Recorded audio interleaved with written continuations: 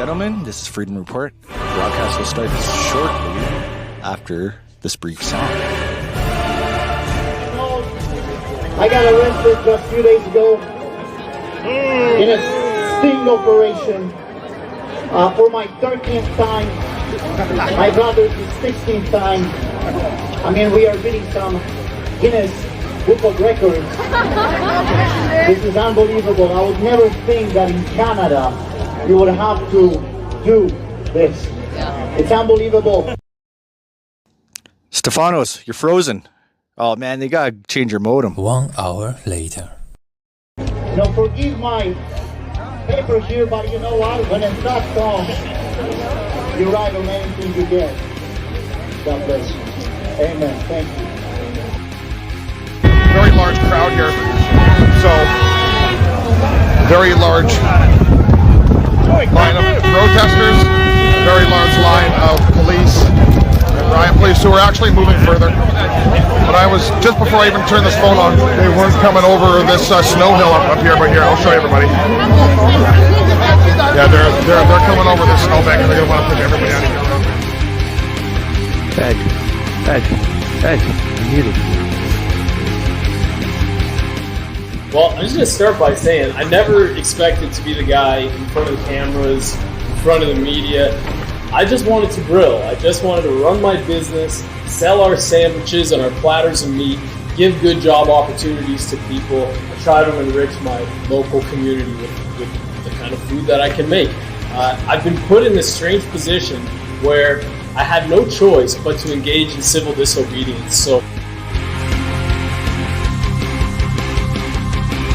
A lot bigger crowd than Edmonton. I salute you all, freedom fighters. I'm a freedom-loving pathologist, and I've got a big career on the line here. I've spent my entire life in evidence-based medicine, being a good guy, a soldier for organized medicine, and then that's not good enough.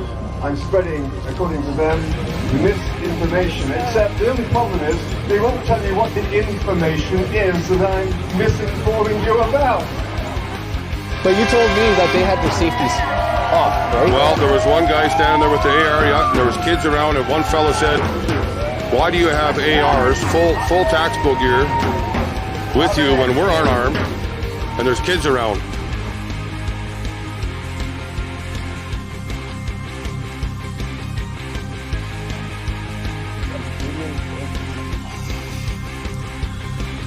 Oh, there we go. Playing most games again. Yeah. So, so this is gonna be what you want to share out, guys. Freedom Report has special guests like April Lejeune, Pat King, Conrad R.C. Goodsir, Artur Pulowski, Misty Wind, Mike Martins, Chris Sky, Jason J. Manpachernik, Aaron Barker, Dr. Daniel Nagase, Adam Skelly. And you have to prove that you have a lawful reason to be there. And I say your lawful reason is Section 6 of the... You have a lawful reason to be here because you're a citizen of Canada. That's right.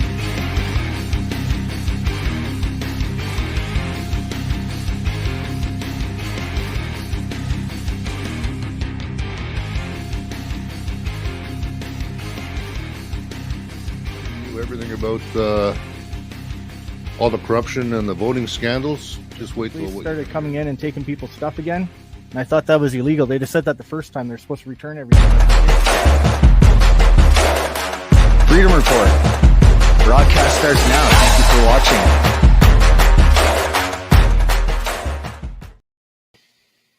watching. Well, everybody, it's Friday. What are you guys doing? So the mask mandates are pretty much gone. I'm all alone in the studio tonight, so hopefully Derek will be popping in. He's having technical issues. Why can't I take down this banner? Just bear with me. There it is. Alrighty, how's it going? Okay, so we got a great show lined up for you tonight. We've got Jake, VF4. That's a military term. Is a vet. We got Monique from Independent_Journalism. You may have seen her on Instagram. She's also she's doing a lot of broadcasting, a lot of live feeds from Ottawa. Kind of got to know her a little bit better out there in Ottawa. And me. Derek, hopefully he'll be back in within 5 or 10 minutes. And James Topp, the guy that's walking across the country, he'll be here in about an hour. We've got him slated for the second hour. So let's bring in Monique. And we'll bring in Jake. Welcome to the show, guys. What's happening? Hi, how are you, man? Thanks for having us. Hey, Ed, I'm having some audio issues. You sound like a Minnie Mouse right now. You might not have enough bandwidth. Okay, hold on a second. It was I'm gonna good check the before. chat. Guys, can you hear me okay? Yeah, I hear you fine. Yeah. So it's going to be a bandwidth issue on your side. If you're using Wi-Fi, maybe Wi-Fi is not fast enough.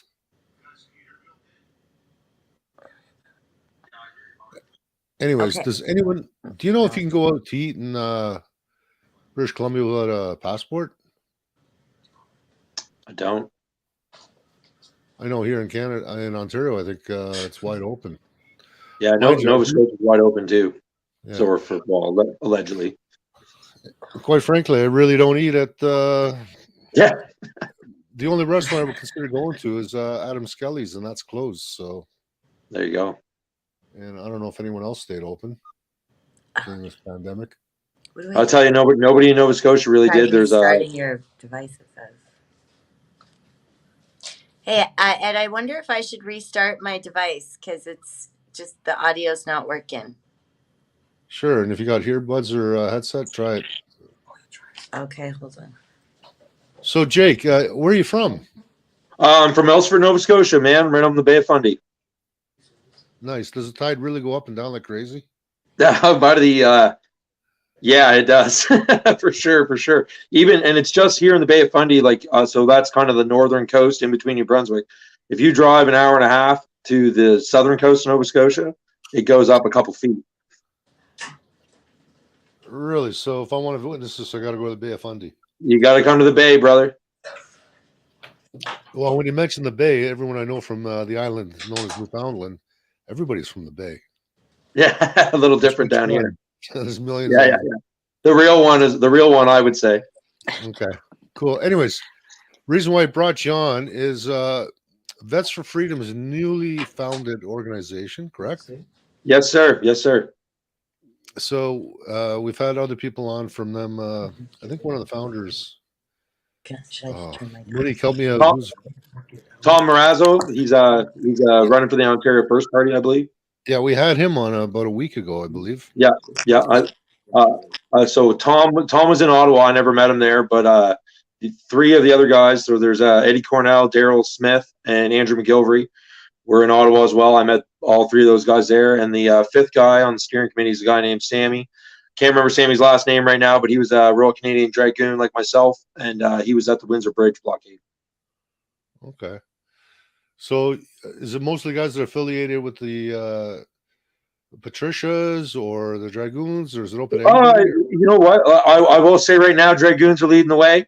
there's a lot of Dragoons in there right now, but there's Patricias, there's RCRs, there's supply techs, there's Navy stewards, Air Force clerks, artillery guys, special forces guys, Navy guys, there's guys and gals, excuse me. So we're getting a pretty good spattering. We're up over 250 applications. We've only been really at it for a couple weeks, and we're expecting that we're getting 10, 15 a day. So we're expecting that to rise more and more, especially closer Topp gets to Ottawa as well. Nice. How about Jeremy McKenzie? Have you talked to him into joining? Oh, hell yeah. Jeremy signed up. He's supporting the movement, pumping it on he's broadcasting right now, actually, as well. Mr. Raging Dissident himself. If you can see there, I got one of his flags hanging proudly. Actually was talking about that, caught a little bit of it tonight, the beginning of the show, and he's saying separatist. That's what's got him scared. Well, shit, I never really thought of it until he had said it either, and think about that. And think about the characters in the play. Like, you know what I mean? If that, not to say it's happening or whatever, but I can see why they're stressing about it. You have all the mineral rich places, all the industrial guys, and all the blue collar workers that are sick of being taken advantage of. Not only that, you got huge oil reserves. Actually, we got oil reserves all over Canada. That's true, and mineral reserves, right? Yeah. Yeah. And just the type of people that would be in that sort of thing, right? Like, people have had enough. I know that. I know I personally have, for sure. Yeah, and then there's also people talking in Alberta, like they say, well, if Alberta secedes, they're going to be landlocked. Well, no, not really. There's treaties where you have to allow access to ports. Well, and this is worldwide, you know, not just. Do you think America wouldn't suck up Alberta in half a second? Like, I think they try, but that would be a huge mistake.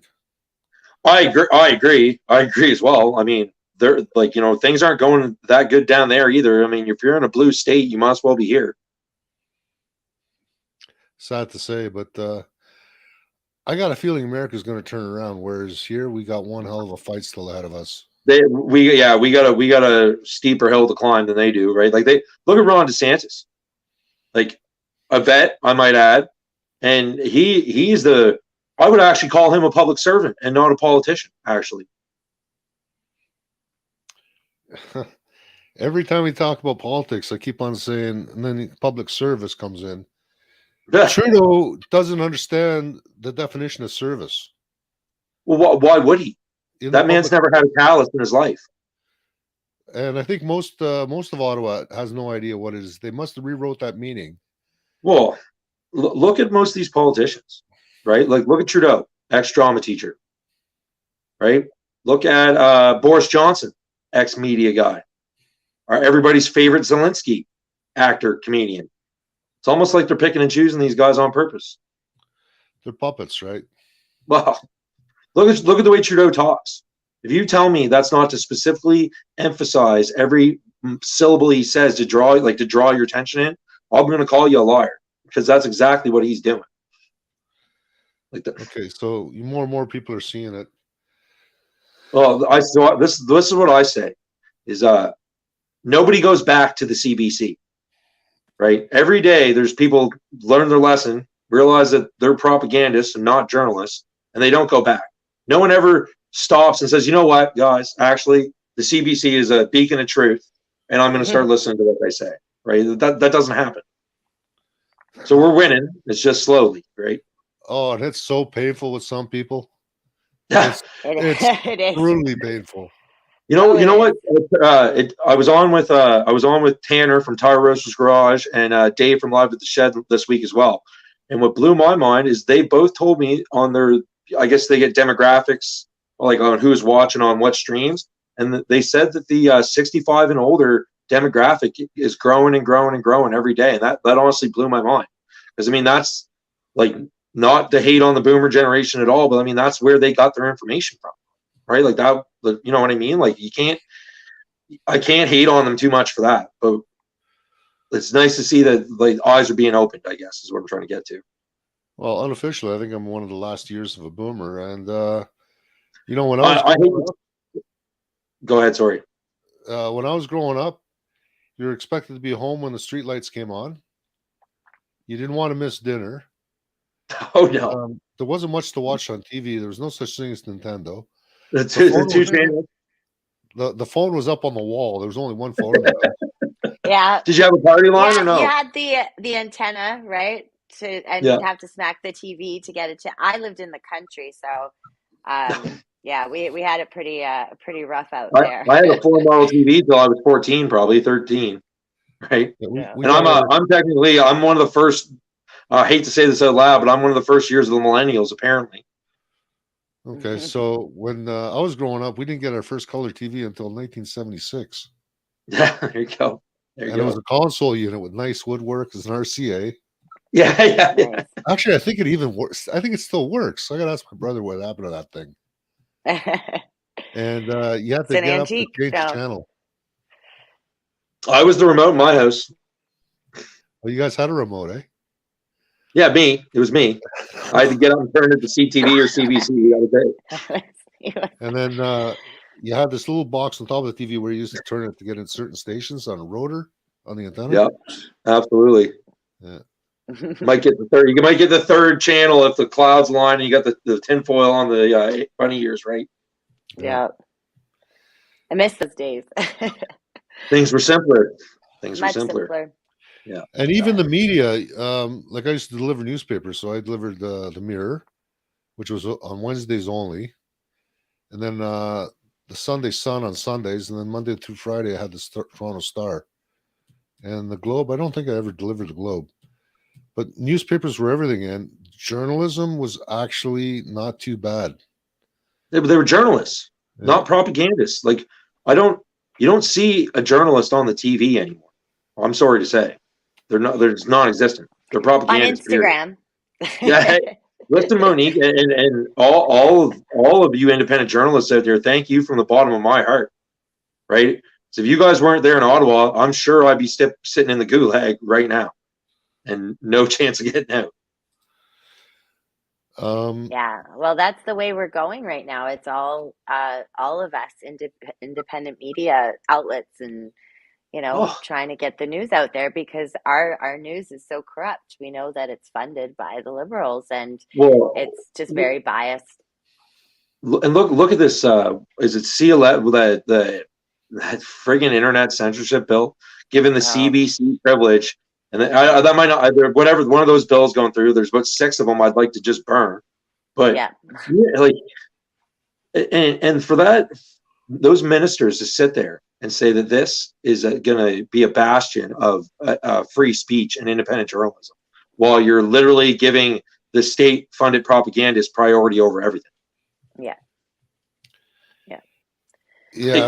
Scary stuff. It is. A lot of people are dismissing that, eh?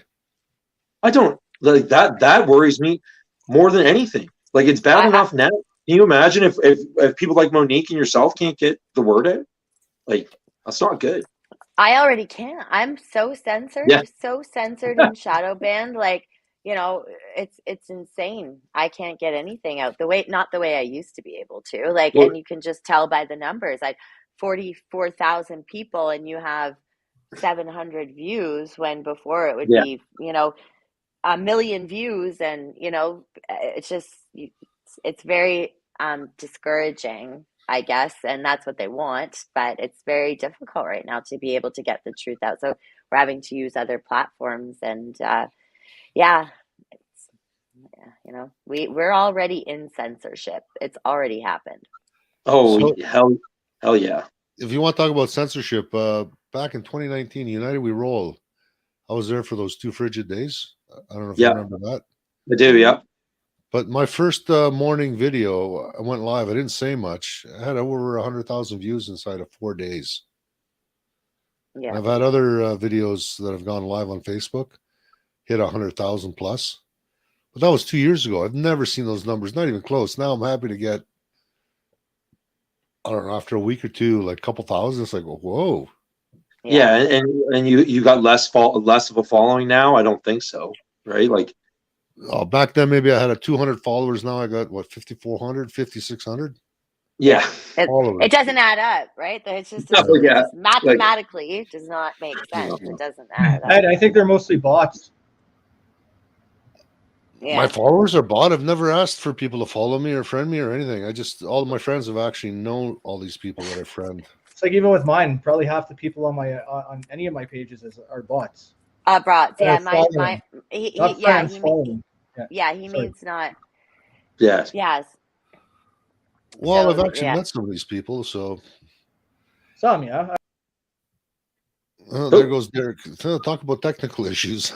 Just like that. No, I know. It was so funny when you were talking earlier. I couldn't help but laugh because you all sounded like Mickey and Minnie Mouse. Oh, geez. Okay, Derek, let's stop playing on the mouse. The mouse games? Yeah, sorry, man. I don't know. Yeah. You start clicking and I start clicking. Mouse games. Okay, so we're getting off topic here. So back to Vets for Freedom. Tell me how you got involved. And actually, were you at the War Memorial in Ottawa when they took down the fence? Oh, yes, I was. Yes, I was, yeah. I was with them. That's right. I took every bolt out of that goddamn fence myself, actually. And no resistance or what? Well, I mean, so we that fence went up the second Friday at 2:30, 4 o'clock in the morning, something, sneaky like they would.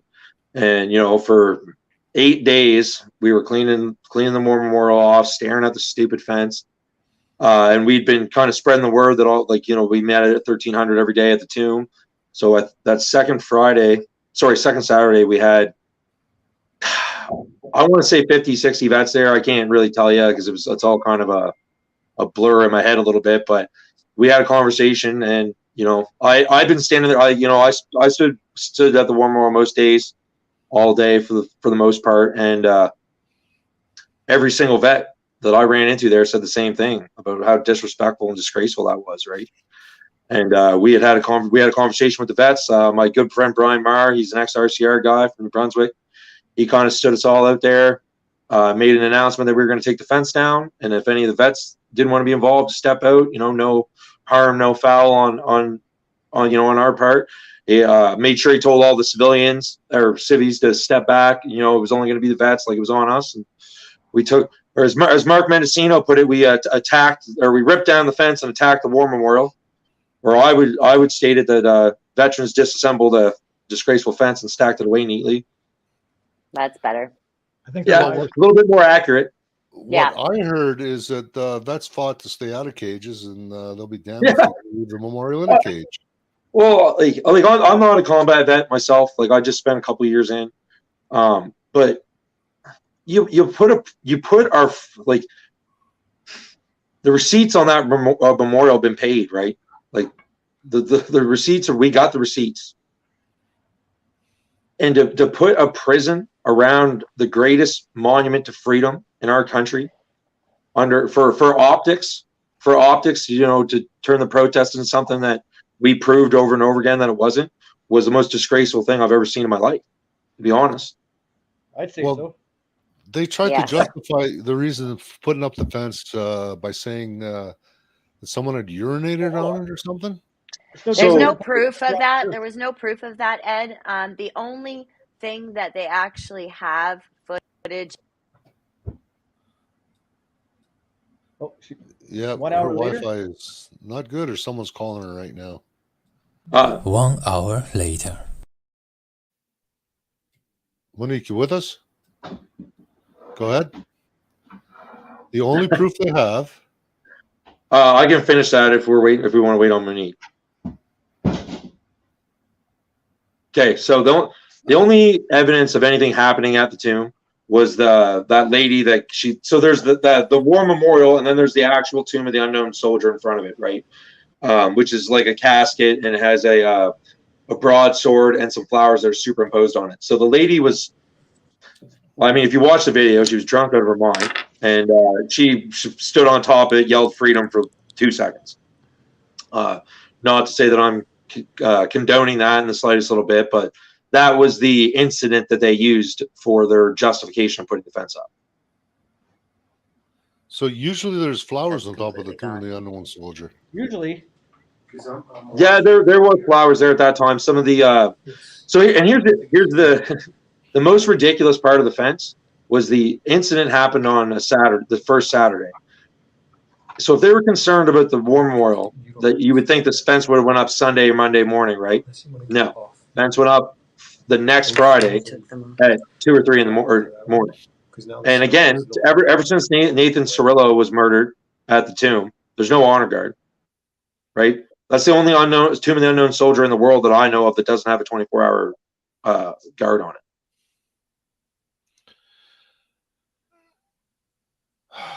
So it took them a whole week to plan this out. Well, it was just optics, right? Who was there first thing in the morning to take pictures so it was in the newspaper? CBC, right? Like, oh, CBC was the ones that broke that. Well, oddly enough, Oddly enough. So no, it's great that you're able to lay this out, firsthand experience. Yeah, I mean, I was there, right? And I know there's a little bit of a clip that goes around of me telling the CBC to get out, like to leave the tomb, and calling them propaganda scumbags. So that clip is from maybe 20 minutes, 15 minutes after we took that fence down, right? And honestly, the sight of them there was one of the most infuriating things I've ever experienced in my life. Like, that was the best day I've ever had in my life. And I had some of the hardest men and women that this country's ever produced cry in my arms over that moment, and tell me the exact same thing. So I wasn't having them there to do what they do and turn that into something that it wasn't. Sorry, gentlemen, I got cut off again. There was a call coming through. But, Yeah, you gotta silence your calls while we're live streaming. Okay. I finished off the rest of that story for you, Monique. Yeah. So thank you. That was My pleasure. So this has struck a bit of a nerve amongst the military in our country, has it not? Well, yeah, it definitely struck a nerve with the vets I met in Ottawa, for sure. And like I was in the first interaction with police and the protesters on Sussex Avenue, right?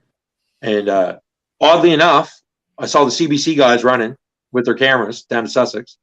So I figured something was up. I took a little sprint down there myself, saw them gathering pretty heavy, ran back up to the tomb, and like, so that Friday, or was it Friday? Yeah. So that Thursday night, there was a kind of a snowstorm, and all of us vets kind of had a feeling something was going to go on. So there was a bigger crew at the War Memorial that morning than there usually is, for those reasons.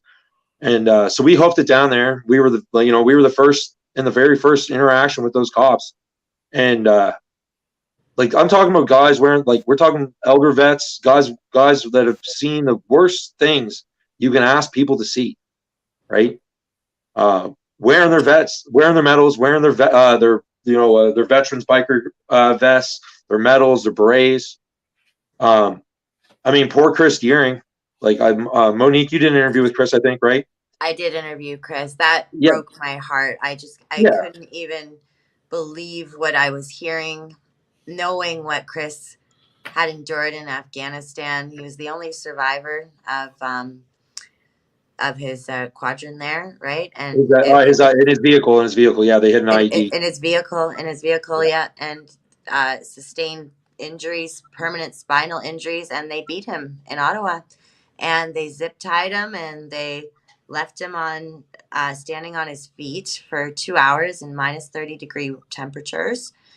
They put him in the back of the cruiser. Finally, told him he was being charged with mischief, drove him around for 45 minutes, and then dumped him off at the side of the street. So essentially kidnapped him because... And never actually charged him. He never actually charged him. They just put him in the car and drove him around and then dropped him off. That doesn't... After he'd been beaten. Yeah. So Chris will be speaking at our Vets for Freedom event, as well as Jake. And I want to just say one thing that I didn't realize, and I think many of us didn't realize a lot until we got to Ottawa. And one of the things that we did, our eyes were open to, was how many people across all walks of life were fighting this freedom movement, or fighting for freedom, or defending our freedoms. And the truckers brought out the vets.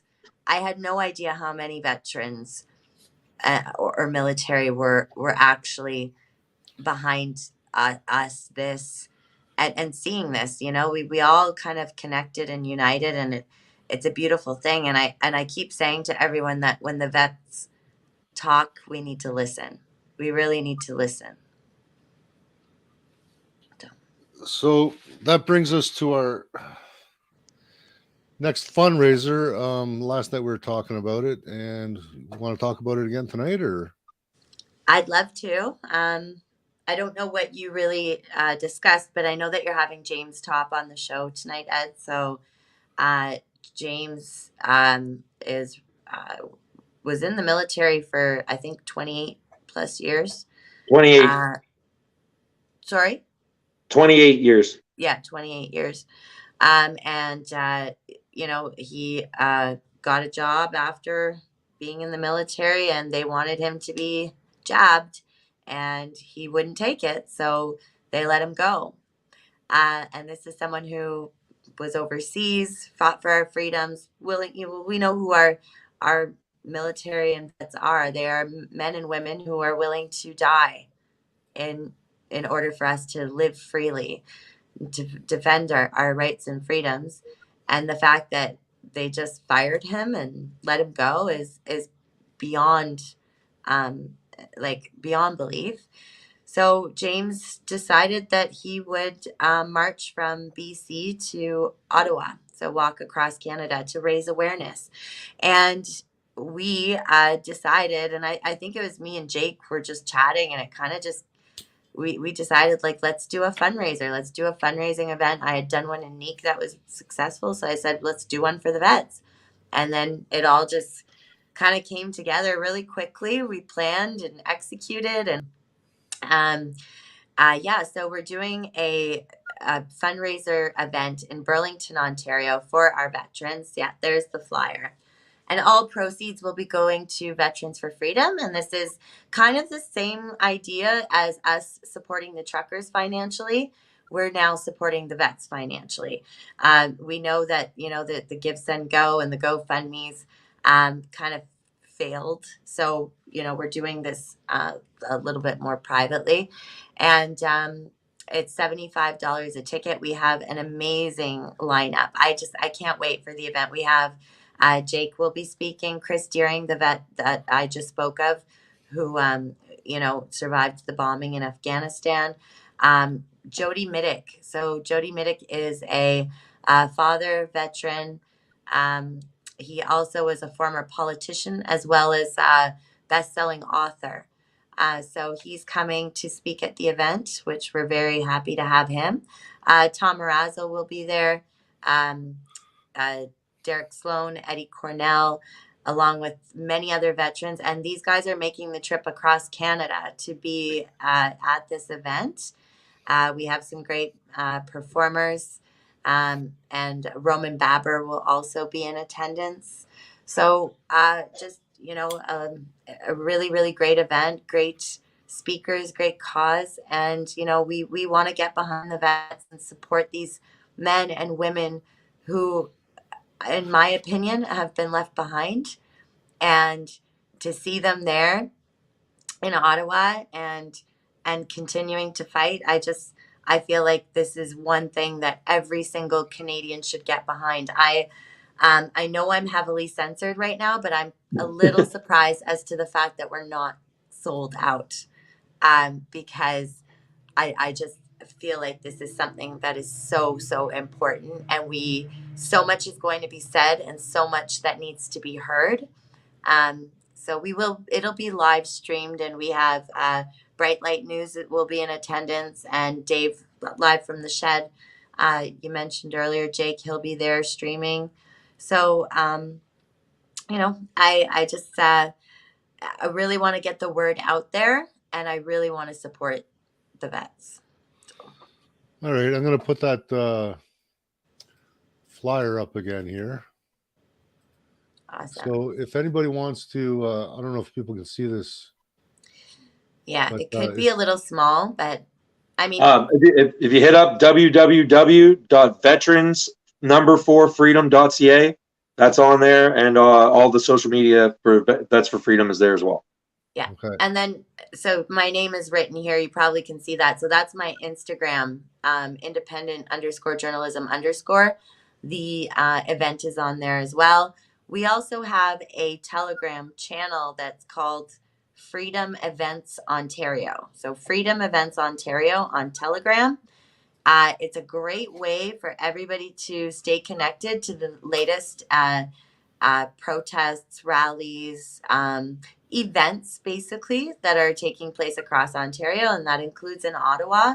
So we've got a lot of great events coming up in the next month, and all of them are there. So it's a great little one-stop shop if you're looking for just the events that are occurring in Ontario. So it's Freedom Events Ontario on Telegram.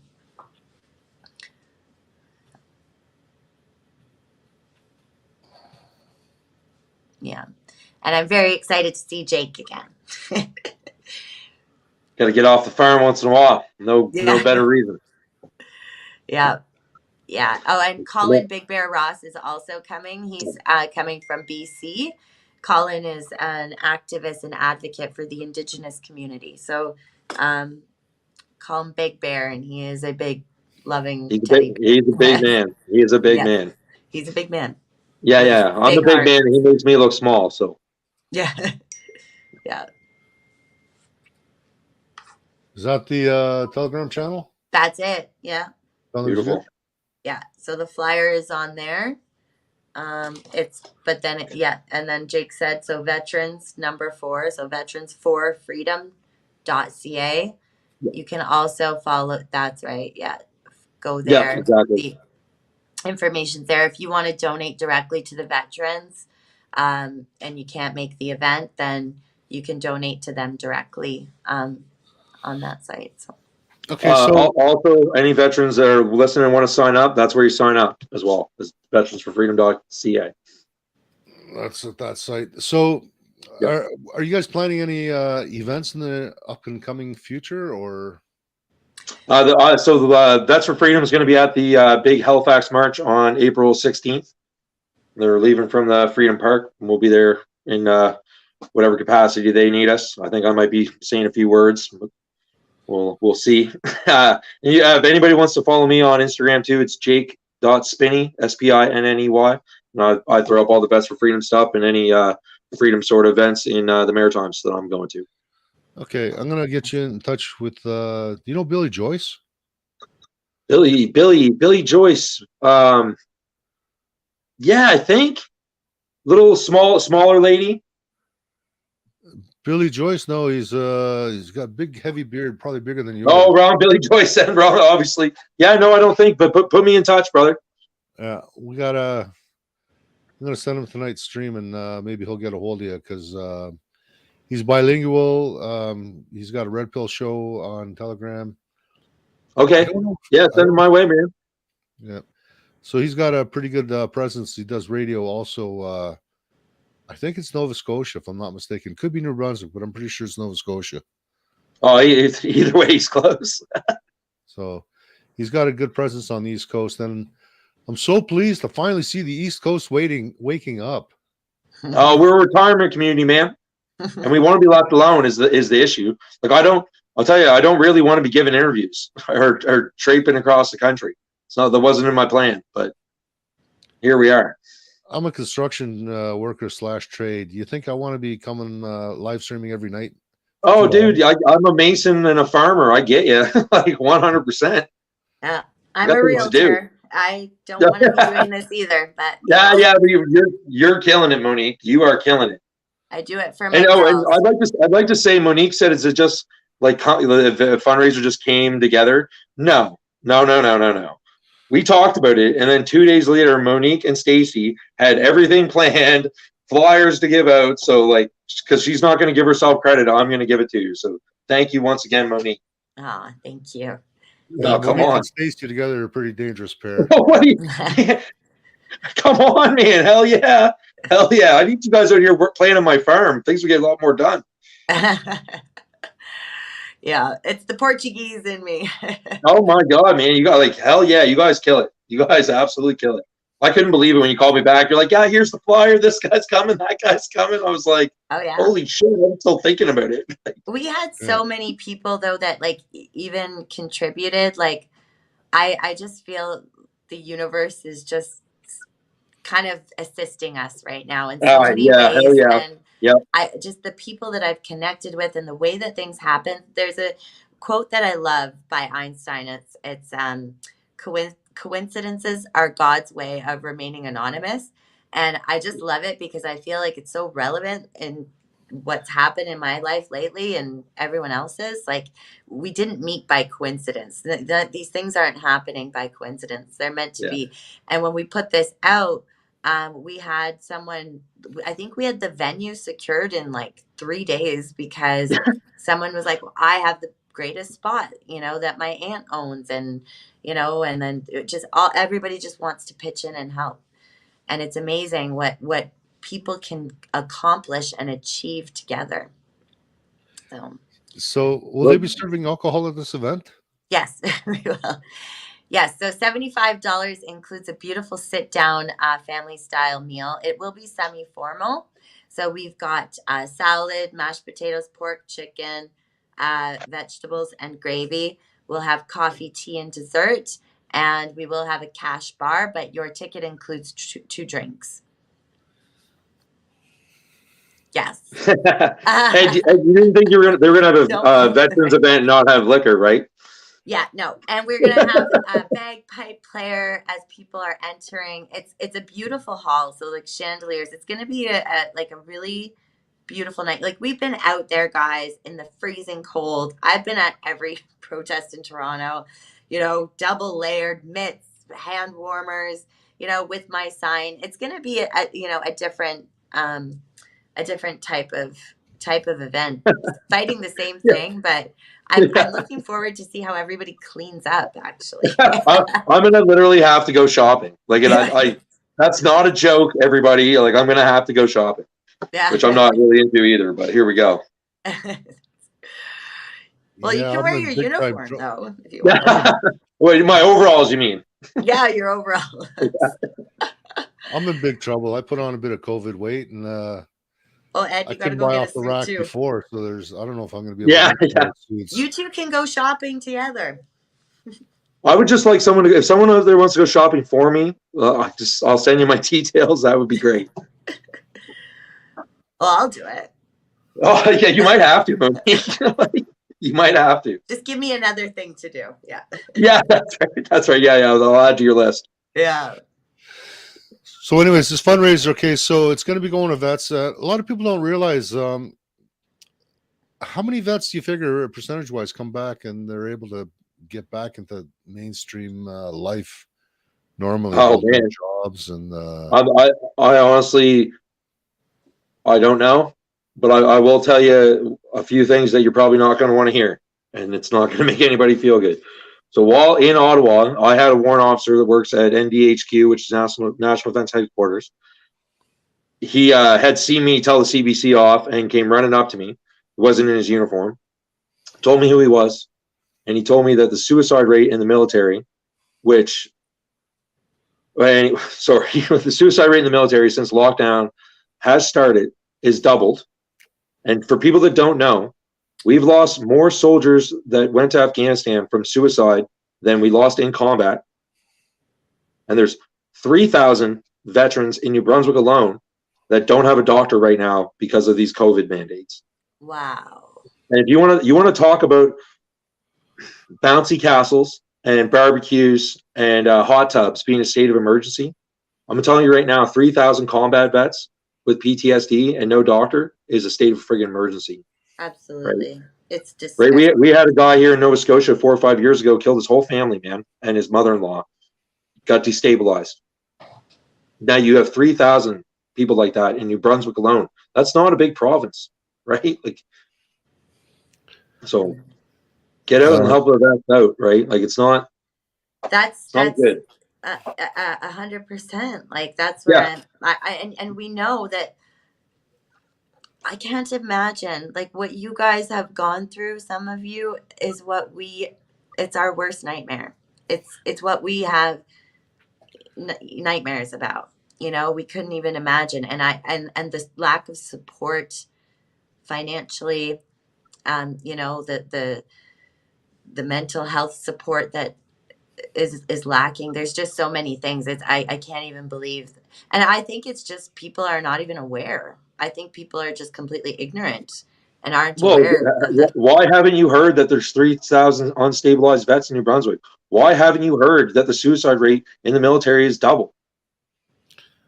Right? They don't want you. They don't want the general populace to be aware because the general populace has the respect. Yeah. Like respects veterans, right? Period. Especially combat veterans. I know, like, I'll tell you right now, I never called myself a vet one time. I served 2-3 years. Got out, didn't see combat. I referred to myself as an ex-service member until I got to Ottawa and I had some, combat hardened guys kind of set me on the other path, right? And that one of the most beautiful things I saw in Ottawa was obviously I got a chance to talk to a lot of the veterans there, and the amount of guys that told me that being there basically was healing their PTSD from the love and the good faith there. Like that alone made it worth it, didn't it? I actually interviewed 3 separate vets that said the same thing. That I for the can't tell you how many first times I've heard time that. in their lives, they felt a brotherhood. They felt united. They felt their faith in humanity had been restored. Because you have to understand, these people feel like they've been left behind. They feel like the world turned their back on them. They were, like, put on a pedestal. Here you go. You're going to be a hero. And then they witness the horrific things and go through unimaginable things to be brought back to be treated like a second-class citizen, not a hero. Nowhere Well, near a hero. to quote Trudeau, they're asking for more than you're asking More than for asking we can give. Yeah. While he gives Omar Carter a $10.5 million, and they send him on a effing speaking tour. Yeah. Right? Are you kidding me? How about this that nobody talks about? You know all those Afghan translators that we had for 10, 15 years? Well, guess what? All their families are still in Afghanistan, and they're being hunted down door to door by the Taliban. That's happening. There's a protest every weekend in Ottawa. Where's that on the CBC, right? Yeah. You understand, like, again, I never saw a comment, man, but like we can all understand the risks that those men took to become translators for the Canadian military, right? We owe those men men and women and their families just as much as we owe the men and women that go there wearing a Canada flag on their shoulder, right? 100%. That's just, and like 100%. liberals, conservative MDPs, you all are the same to me, period. They use, and when you look at this and you say that it's Jake, it's just more and more you come to the realization that they don't care about us. They don't care. They use people to get what they need, and that's it. Like the money is the most important thing to them, and that's it. Was there one hit piece written on the Governor General when she was late for Remembrance Day and interrupted the moment of silence? Was there a hit piece? Was there anybody that said anything?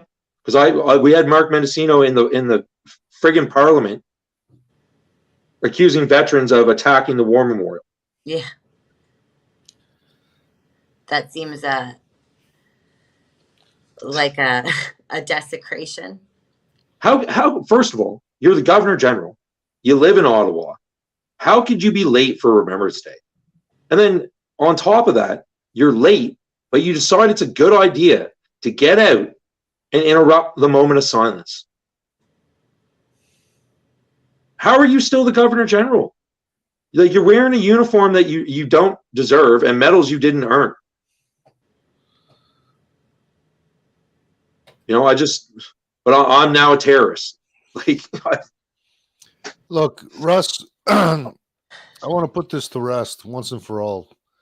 It's pretty obvious protests will do nothing unless people stay put. Weekend warriors need not apply. You know what? There's a lot to that statement. And we had Gerald Salente on a few days ago, and he says, protests? No, they work. If these protests didn't work, you think they would have brought in the Emergency Measures Act? You can't tell me. I've heard people tell me that before, and I'll tell you this right now. All over the country, all these mandates, and especially the provincial stuff, started dropping.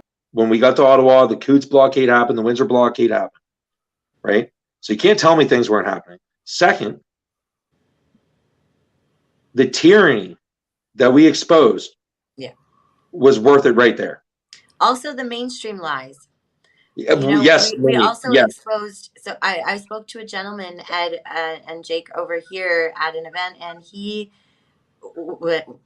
double-vaxxed, wasn't really seeing what was going on. Went out. His friend was like, "Come to Ottawa with me. Come to Ottawa with me." Went to Ottawa, and was there. Experienced the love, the unity, the children jumping on castles, just the joy that was experienced.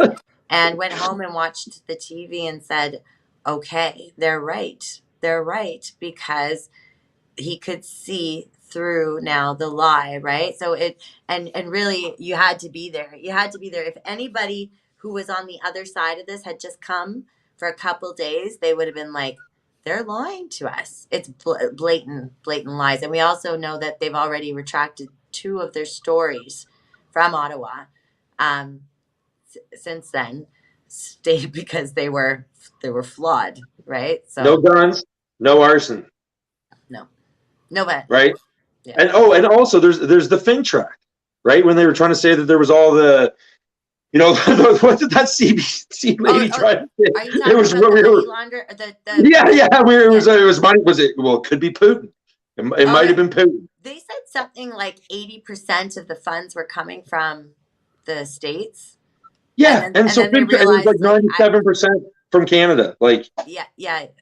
And then so they changed that, saying that it came out that was completely false.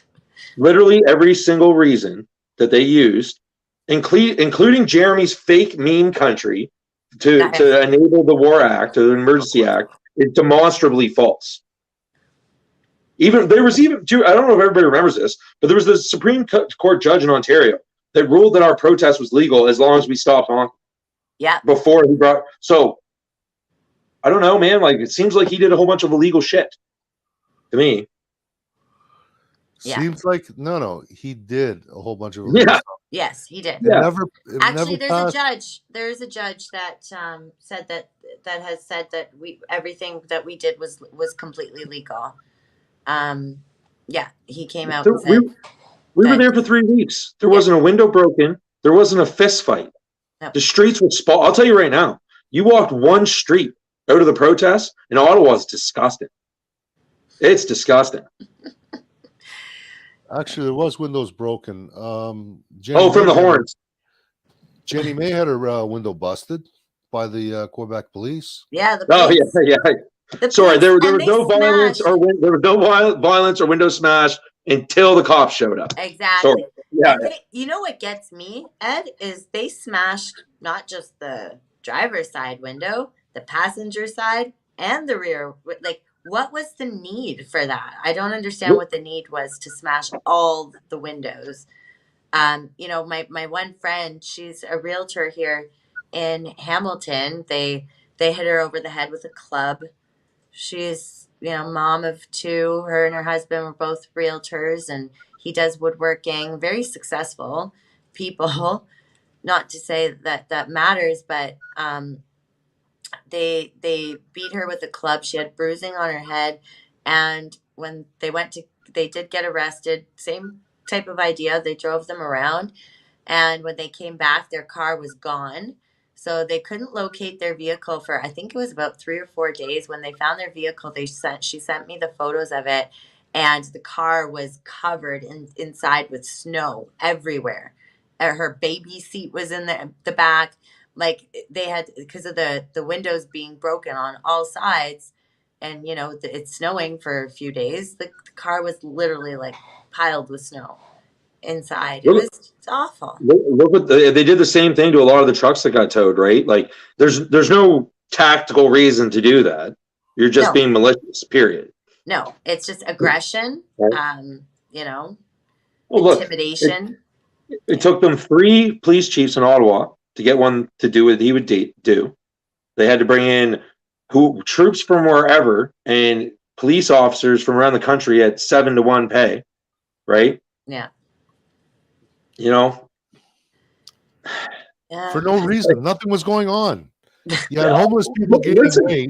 There were those fireworks and people dancing.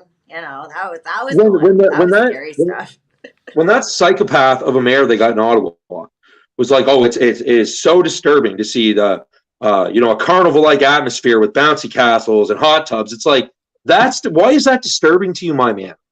It was a pretty good time, to tell you the truth, right? Like, if this was a BLM protest and we were in Montreal for 3 weeks, would Montreal be standing? Because I don't think it would be. I think it would have been burnt to the ground. Pretty sure it would be, yeah. Pretty positive, but so that's a state of emergency, but not 3,000 unstabilized vets. Yeah. Priorities, right? Oh, there was there were 2 people that a paraplegic he was a father of 3 with beautiful Yeah, kids. I Um, met him too. yeah, he was at the Yeah, one, you yeah, and Jake. yeah. Yeah, He that's was. where I Yeah, met him. what a man. What a good Oh, man. incredible. And those kids were like the most beautiful, smartest kids I've ever met. Like they were so eloquent. Like they're just beautiful, beautiful family. There was another woman there who was in a wheelchair, and so we had disabled, we had elderly, we had children that were like what breaks my heart, like the police brutality, everything. I honestly can't say that bothered me. That I believe that was necessary in order for us to be victorious because we I remained agree as well. peaceful. But what kills me is the kids, the joy in their faces, and that was taken from them. The hope and the light and the joy Oh, was taken from them. So James yeah, that Topp was an just popped embarrassment in. We've for had sure. a hard time getting him on the show, Oh, but he's finally here. Welcome to Freedom Report. Can you hear us okay? Yeah, I can hear you. Can you hear me? Yep. So we got Jake is on and Monique is also on with us. hello again, James. Hey, how How you you doing, doing? Warren? Good. How you doing, sir? Good. Good. It's a pleasure to talk to you. Yeah, thank you. Pleasure to talk to you guys too. Thanks for having me on. So where are you? We're in Medicine Hat, Alberta. What's it We're like out just there? I've been thinking about moving out there. People keep bugging me to move out there. well, I gotta say I'm pretty impressed. I kind of like it. It's not a bad little town. The weather's been good, although I hear the winters here can be challenging. But honestly, I kind of like it too. So, for those of you that don't know, if you could just introduce yourself and where you're from originally. Yeah, my name is James Topp. I'm member of public service, member of the Canadian Armed Forces for the next little while anyway, until they release me. Originally, I was born in Ontario. My folks moved out to British Columbia when I was a kid, so I kind of consider that British Columbia to be home. But I spent most of my life in the armed forces, so I was in several different bases. The last one of which was in Kingston, Ontario. I moved from there back to, I bought a home in Hope, British Columbia, and I moved there in 2020. And I transitioned from the regular army to the reserves shortly before that. While I was, when I had transferred from the regular army to the reserves, that allowed me to pursue a career in the public service, where I still am technically employed as a civilian by the RCMP, but I'm on leave without pay presently. And does that have anything to do with the job?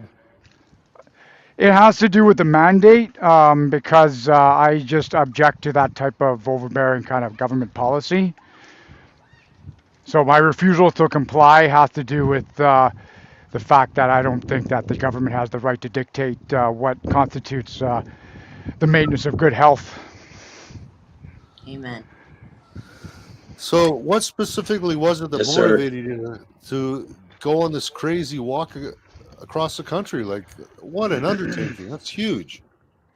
Yeah, I'll correct you on one aspect of it. Where I am marching, so there's a difference there because you walk to the store, but I'm marching. So I'm marching with the purpose, and that march has to do with my objections to these mandates and this government policy. And I'm also motivated in speaking on behalf of those personnel or who have lost employment because my particular story, I don't exist in a vacuum. A lot of folks were affected by this, and I had to attain a level of personal suffering for me to kind of understand that. So I'll give you the quick backstory. I was told in November that I would be placed on leave without pay. And then not long after, I was informed that by my chain of command in the military that I would be facing a 5F release, and being released from the armed forces on item 5F, which is, if you read the regs, it states that that's an inability or an unwillingness to change a behavior. And that behavior was my refusal to comply with the Chief of Defense Staff directive on vaccination.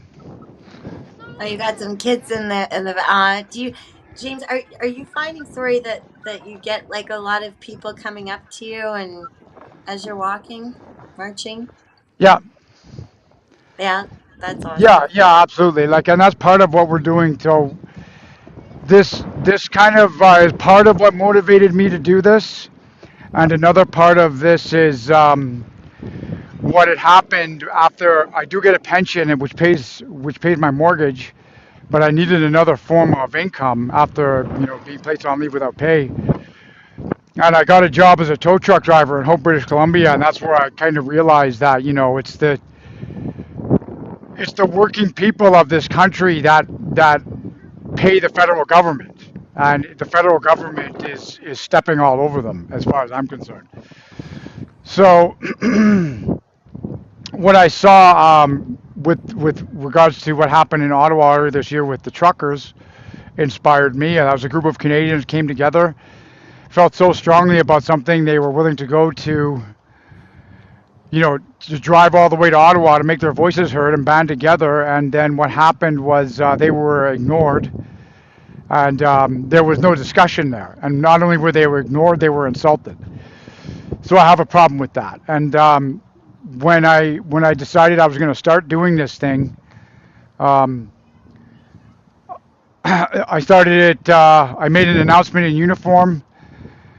Started doing the business on the 20th of February, and since I've started, absolutely, I've had lots of folks come in and tell me their experiences, and this is part of what I'm doing, is gathering those personal accounts of who, who has lost their jobs, who has been injured, the way their families have been broken up by these policies and stuff. So, absolutely. I've definitely, and I'm gathering those stories. Like, I mean, this started out as a one-man show, and not long after the initial video came out, I met up with a lot of folks, both online and on the ground, and together we're making this happen. And it's been it's exceeded my wildest expectations in every way. But we have an individual on the ground with us. And she's the one who's like spearheading the initiative to kind of include those personal accounts of those losses on our website, canadamarches.ca. So that's one of the things that when I get to Ottawa, I am frequently asked that question. Okay, well, you decided to march to Ottawa. What's going to happen? Oh, we just lost your audio. You're back. You're back. Go ahead. Okay, yeah. I don't know how long I cut out there for, but There's only a few seconds. yeah, what I'm doing is reestablishing a connection with our federal government by taking part in this action, by contacting them individually, all 338 members of parliament. I'm contacting them individually through letters, both emailed and mailed in the post, so that we have a dialogue that wasn't had earlier this year. So this is what I'm doing. This is an action to get their attention and make them realize that they work for the Canadian public. As a federal government employee, I work for the Canadian public. I don't work for the federal government. And they need to be reminded of that as far as I'm concerned, because I made a 1,000-kilometer, we got past 1,000 kilometers about a week or so ago, and I made a video, and I'm messaging that to anybody wearing a uniform. You have the right to raise your voice and make objections and ask questions. Just because you wear a uniform doesn't mean you get to get pushed around. That's right. Well, it seems everyone's getting pushed around in this country, doesn't it? A little bit, yeah. And I think that's what this is part of. This is, this is a demonstration of what you can do with once you recognize the fact that you have something within you that you can put to work. You recognize that you are capable. Everybody is. You all can do something. You can stand up. You can do something. Make your voice heard. I know a lot of folks get disenfranchised with the political system. They think that their government um, doesn't care about them and they're unreachable. And to the first point, I would say they're probably right. But on the second point, they are reachable. We just got to make our voices heard together. And if you want to do that, if you think what I'm doing is important and you need help on where to get started, you can go to canadamarches.ca and you can look at the Member of Parliament letter that I've sent out. And you can add your voice to that through your own letter, or you just adapt the one that I wrote and you mail it to your Member of Parliament. And that's how you empower yourself, because it's this kind of, resignation that I find with a lot of folks that we got to kind of get past, because there's a system here. It works, but we got to work together. And I'm not talking in the phony baloney, stand 6 feet apart so we can be together. I'm talking about we stand shoulder to shoulder and make our voices heard, and we're going to get some change happening. Amen. That's our biggest weapon, our voice. So, what's the target? Where are you marching to? Is it Ottawa officially, or? Well, I'm going to the War Memorial because there was a trauma inflicted on the veterans community back in earlier this year. I'm sure you're aware of it. I have a problem with that too. So that's part of this mission, is to go to the War Memorial, pay my respects to the Tomb of the Unknown Soldier, and we're going to take that particular monument back. And this is a call to any veterans out there. If you're watching this, you meet me in Ottawa, or you join me along the way, because this is part of the business. We got work to do. Yeah. Warren Topp, Jake Spinney here, the former Road Canadian Dragoon.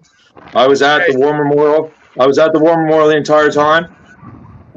Was there when we were kicked off. Monique was there with me, and I will be there waiting for you, brother. And I'll tell you right now that the day you put out your announcement, there was a bunch of fired up guys standing at that War Memorial. Oh, we're coming. There's lots of people coming. Lots and lots. Thank you again, sir. Thank you again. Yeah, no, thank you.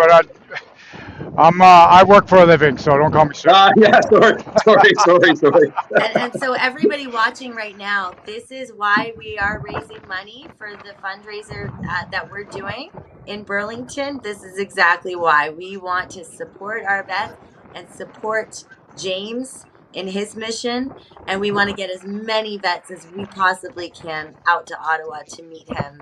And I'm so honored to know you and to see what you're doing for Canadians. And there's the flyer there, guys. So keep supporting Veterans for Freedom, Canada Marches, and buy a ticket. All the proceeds are going to our vets so that they can meet James in Ottawa. Yeah, thank you, because this is part of it. One of there's a team.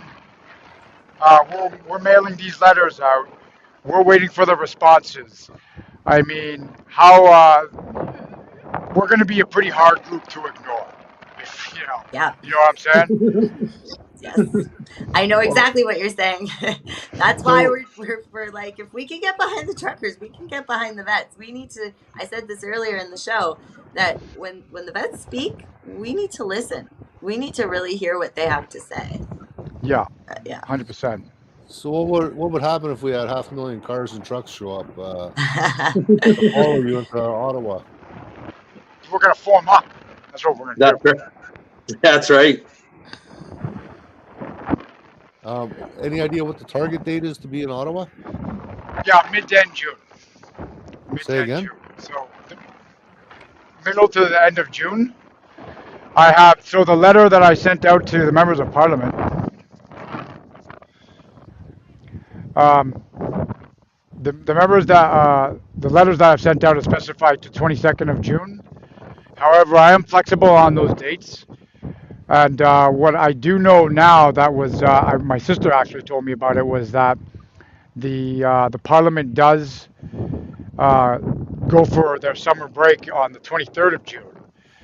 So now's the time, okay? Like, we got to get a hold of these folks and say, hey, you might want to change those dates, Or you know what? To consider maybe going to work on a couple of days of your summer break, hearing what we got to say.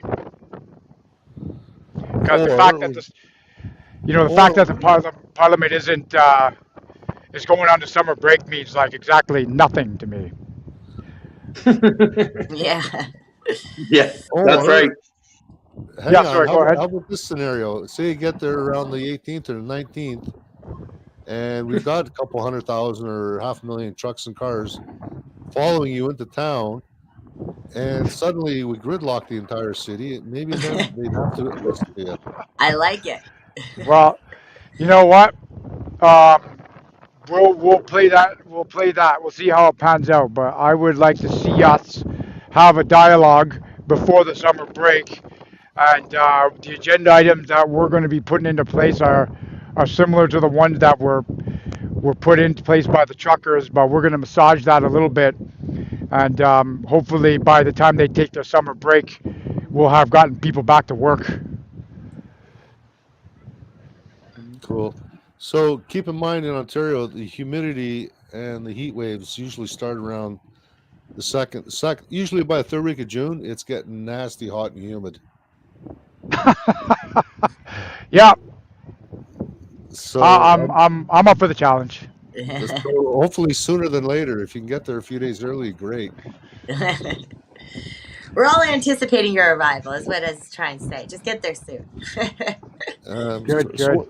what's the route through Ontario going to be like? Coming down? I think I'm going to stay on the Trans Canada, down, what is it, Sudbury, sorry, what's the, Kenora, and then I don't have the map in front of me. Kenora, into Ontario, is that Sioux or Sudbury? Anyway, it'll be along the Trans Canada and then across over to Ottawa. So I won't be taking Highway 11.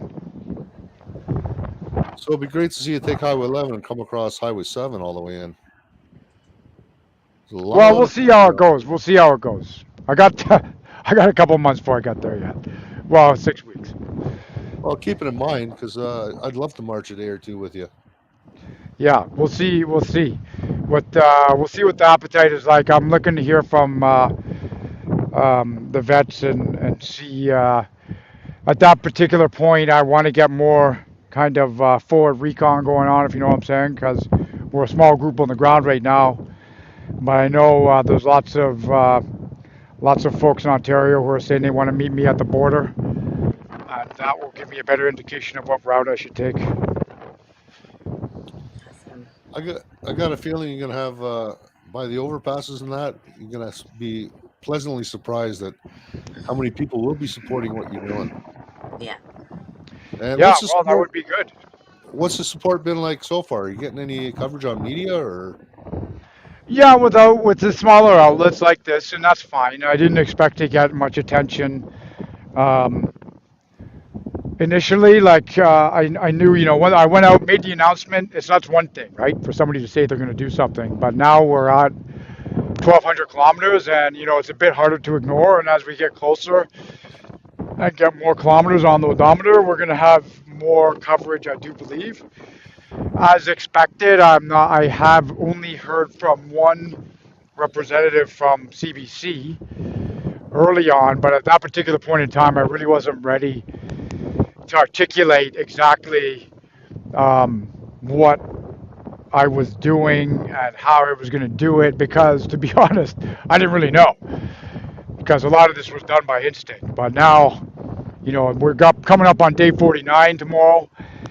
The fellas who are with me have helped me get this far. The folks on the ground who have opened their homes to us or arranged for us to have a place to stay at night, they've helped us out, and I've got their input on this is how this has all kind of evolved over time, and this is what the strategy evolved into.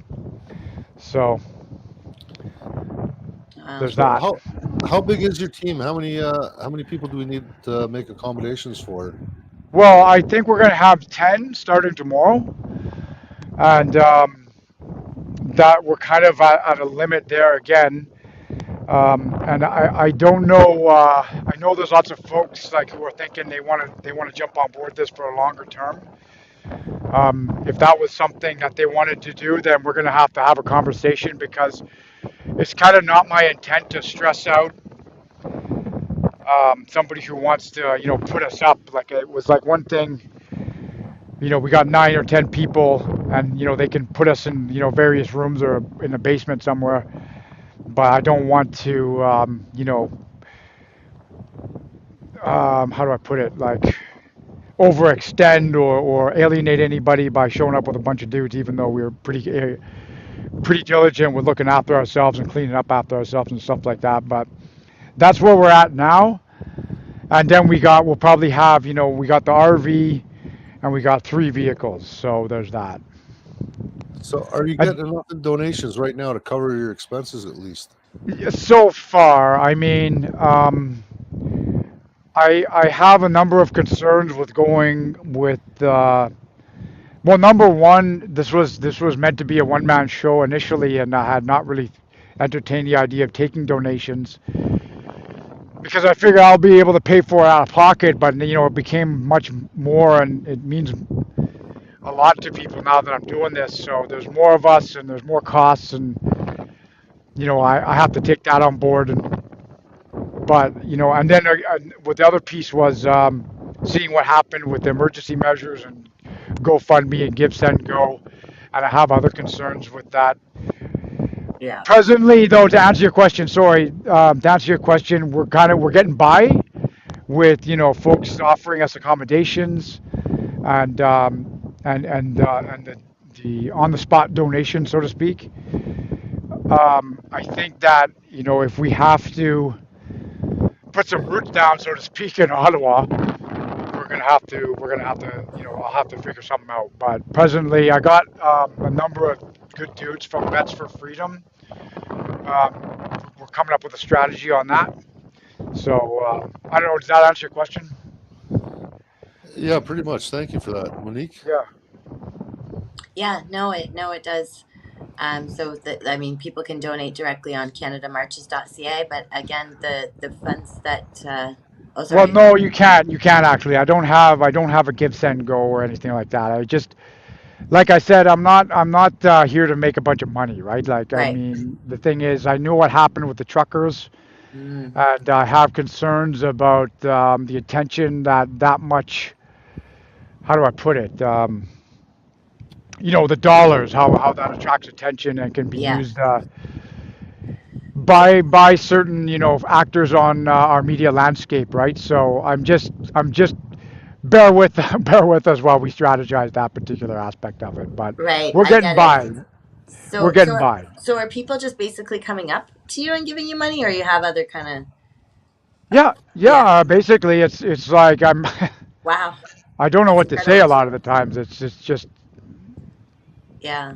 it's something else. And then, like, for example, too, when you get groups of people in these towns, like here in Medicine Hat, we just came from like a kind of like a potluck, right? So there was a lady named Debbie in town here, and she knew we were going to be coming in, and got a bunch of folks together very hastily and threw something together at a park, and they put a donation bucket out there for us, and it was really something else. And I know we suffer from that on this organization is just coming out of the toddler phase, if you will. So that piece is something we're going to get, I think, a little bit more support on when it comes to arranging things for us to kind of meet folks and have a get together and do the fundraising thing. Even though to me it's important, right? We do need to get there. My fuel projection costs are, in the tens of thousands. But I would rather, like, I like to have that resource to meet folks too, because it's important that I'm able to tell them how much, their support means to us. Of course. Wow. A lot of people do support you, and a lot of people are going to be wondering how they can help out. And a lot of people are tied to their jobs. Some people just don't have the means to donate. And Yeah. Well, that, and you know what, and then it's not necessary. All they need to do for those folks is, they just come out and give us a wave and Yeah. give Show some support encouragement. and pay. Yeah. I one Sorry, one thing I will say is I know that my buddy John Carell, we served together, and he was instrumental in kind of helping us get our website up and running with the. We got a merch page now, so you can go and buy a T-shirt or a sweatshirt or a bumper sticker or a sticker or whatever. So there's that up and running now too. So Oh, that's that's great. that's kind of a way. Okay. So, what's safety been like? Any incidents? Are you getting police escorts? No. We got a safety vehicle that helps us out. It's Esther is a lady who found out what we were doing. She's a permanent resident of Canada, but she was living down in the States. So she was living in Austin, Texas. Decided that that she was going to help us out and drove her car up from Texas. So we got a car with the Texas plates on it, acting as our safety vehicle, which basically, if it's kind of a pilot car slash safety vehicle slash support vehicle on the road. And then we got the RV that I got into kind of as being the owner is letting us use it, and we're paying it off an installment plan in a private kind of basis. So um, there's that. Um, but we don't, I don't think for what we're doing, especially here in Alberta presently, with regards to certain legislation has been passed with regards to protesting. I'm not approaching the police and asking them for escorts. Sorry, that was kind of a long-winded answer. Yep. Yeah. Understandable. Understandable. How do you think you'll be received in Ottawa? I mean, the truckers weren't really well received. How do you think you will be? I'm not that far ahead of the game. Like I don't really have. Um, my imagination isn't that great, so I don't really know what to say to that. What's it going to look like for a group of veterans marching into Ottawa to reclaim the War Memorial? What's the reaction of folks on the ground going to be? I'm hoping it would be fairly positive, because if you got a problem with that, then I guess you got a problem with Vimy Ridge and Juno Beach and Korea War, the Yeah. efforts in Korea, and the fact that we won the Winter Olympics in 2010. Well, it will be very interesting to see how the media will twist this one. That's what I'm wondering is how are they going to, you know, Yeah. paint this picture. But do you think that you'll be more successful at getting Trudeau or politicians to communicate, because that was the biggest issue that the truckers had, is that not anyone came down to have a conversation. Do you think you'll have more success seeing as though you're military? I think that it's going to be something to see. And I think that all I'll say is that what are the optics going to look like for them to ignore a team that walked 4,300 kilometers, or sorry, marched 4,300 kilometers, and hundreds of veterans? Like, that's going to be pretty bad optics. And if that's going to be the way they're going to play it, um, how bad is it going to look for them when we set up camp there? Exactly. And you're so right about this. The truckers really ignited this flame, but I feel like I have hope in me again, James, with what you're doing.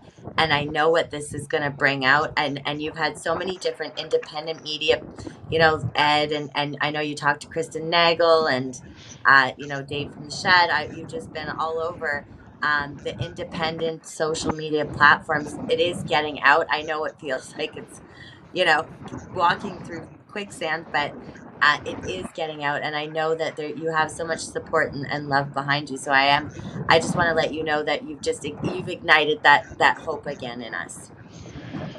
Well, and that I take that on board. I really do, and it's important that I keep doing this, and I'm going to. And to go back to that piece in Ottawa, um, I don't think it's going to be possible for them to ignore us or bent it out of shape. It's probably better that we establish a dialogue and work towards getting ourselves back to what we used to be as a nation. A bunch of folks that used to respect each other, regardless of who you are, where you came from, or what you do for a living. Yes. We're known as the peacekeepers, the loving, kind Canadians that apologize all the time. We got to get back to Yeah, that, we can stop apologizing a little bit, but Yeah, maybe a little bit. Yeah. For um, sure. you know, For sure. we can So we can do that. I gotta ask you a totally different subject. How's the body hanging in? Oh, good, good. I mean, you adopt anything over a period of time. Like, I had some issues going on with my ankle because this is what I did. This is what I did in the army for all of my adult life. I marched with a rucksack. Not every day, of course, but I was used to it. And however, after a couple of years of not doing it and then starting it up so fast, so hard, and so long, I had a couple issues with my ankle, but that seems to be calming down, and we're getting it done. How many kilometers on average are you covering a day? About 35 to 40. Although I want to increase that average as we go across the prairies here, because it's hard to believe that we started this on February the 20th, and here we are, April coming up on April 9th tomorrow. So it's been a bit Yeah. of a time warp. Yeah, time flies by, I'm sure, eh? Yeah, it does. So if people want to march with you, what's the average speed you'd say you're walk? Would it be a quick? Are you almost jogging or what? Yeah, 100%.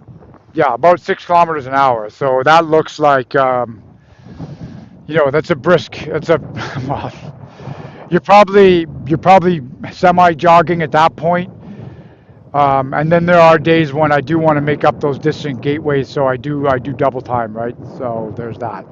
To any folks who think that that's what they want to do, um, just bear that in mind, because I feel kind of bad sometimes because I think folks, they're like, I want to get in on this, I want to march with him, and it's gonna we're gonna we're just gonna it's gonna be like a walk, and we're gonna chat, and I'm gonna ask him all kinds of questions and stuff, and it's not like I feel like I disappoint them because we're actually you're probably familiar with the term givener, right? Oh yeah, You're on a mission. Yeah. absolutely. So you're gonna be moving pretty quick then. Oh hell yeah. So it sounds like Yeah. I gotta start training if I'm gonna march with you. Yeah. Mind you, we did we did kind of I do like everybody to show up with like at least some form of supplies on them, right? They have a backpack, water, something to eat, appropriate clothing. That's part of this is let's resurrect some common sense here, if you want to take part in this. And then again, if you think you want to come along for a day, that's good. Have a way to get back to your vehicle, and or somebody pick you up. Because if we're going to walk 5, 10, 20, 25 kilometers, I don't know if you're going to just take that on board, like how far you're going to get from your vehicle. Consider the weather, your own physical fitness levels. Then there's if the longer term, we have to have a conversation about that. You're going to have to get a hold of me on Facebook, Twitter, or Instagram, or the website, and we'll talk about that, just because of the costs involved.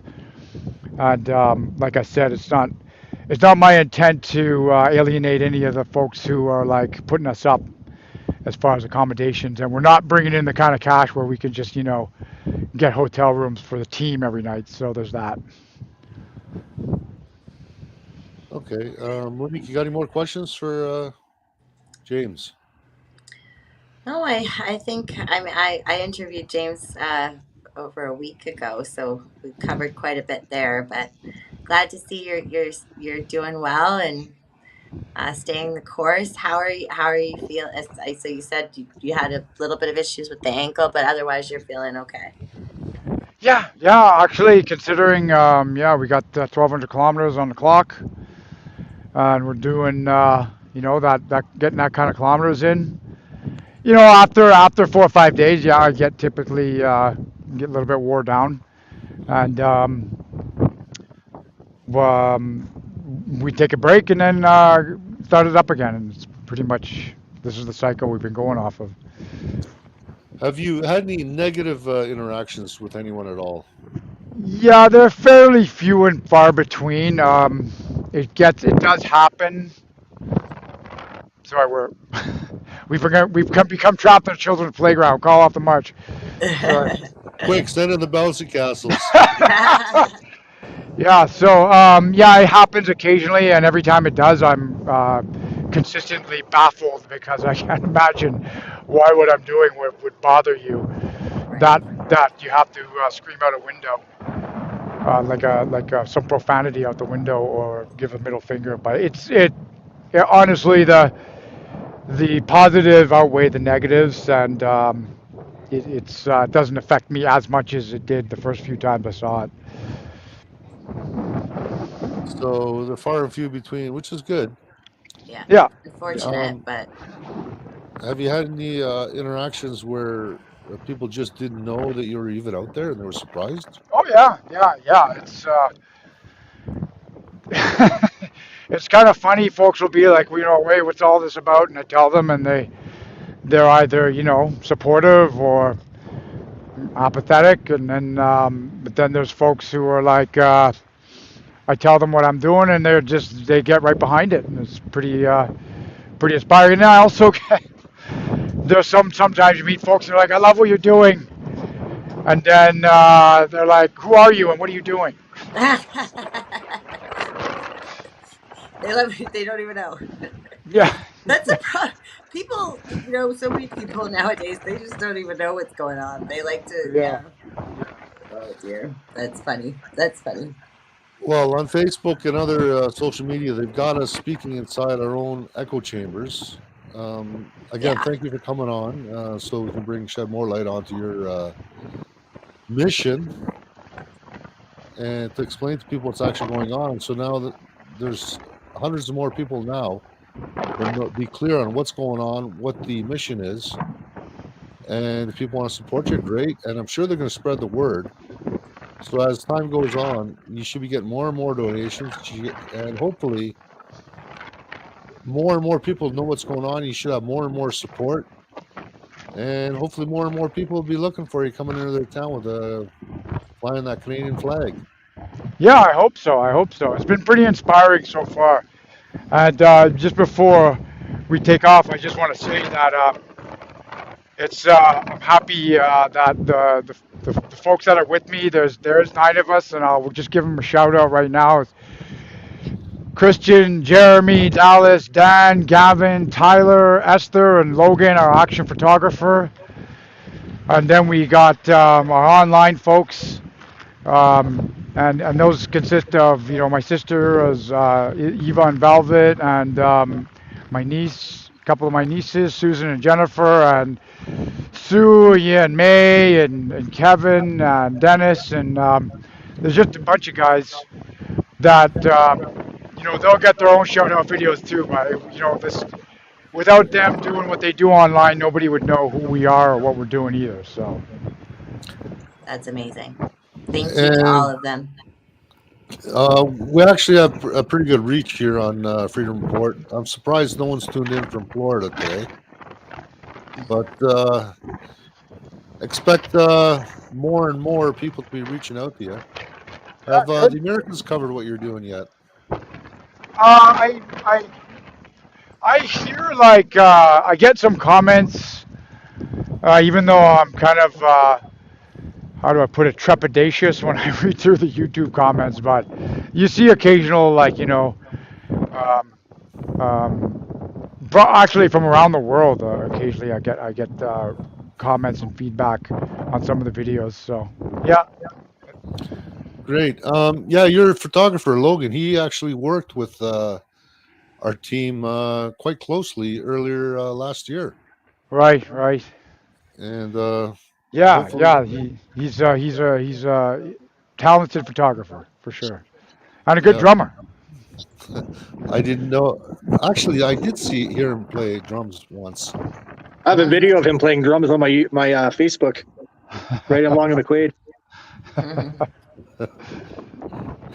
Maybe we should get Logan a marching drum to keep the beat up. Yeah, or you might be onto something there. That would be nice, actually.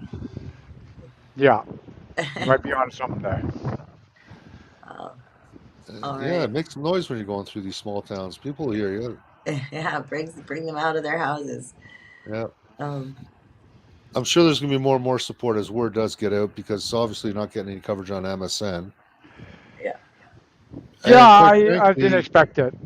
I didn't expect what you're it. doing is going against the government narrative, right? Yeah, but that's okay. They'll pick up on it eventually. Yeah, I'm afraid they're going to spin it in a negative light, though. Well, they probably will. And you know what? We got to put our faith in Canadians to start thinking for themselves again. the truth will always prevail. It will always come out. It always does. Yeah. Always. So, for people that are looking for you to come through town, is there any signage on your lead vehicle? Yeah. Well, we don't have. We haven't evolved that far yet. But this is part of what we're kind of trying to engineer and get better at. So, like, if you're a part of a group and you think you want to, get something together for us, then the best way to kind of follow that is through, the social media feeds and then the CanadaMarches.ca website where we have that GPS live link and you can kind of see, what our pace is and where we're at. Like, for example, we're coming up on Swift Current now after we leave Medicine Hat. That's the next major population center.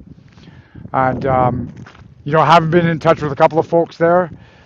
And all I can say is, just bear with us because that piece is something that has evolved. And we're getting help on that, I think, very shortly. So. Okay, so if someone does want to do a fundraiser or something like that, who do they contact at your group? Yeah, that would be the best place to do that. Would just be to leave a message on Facebook, Twitter, or Instagram, or they can get a hold of us at CanadaMarches at gmail.com.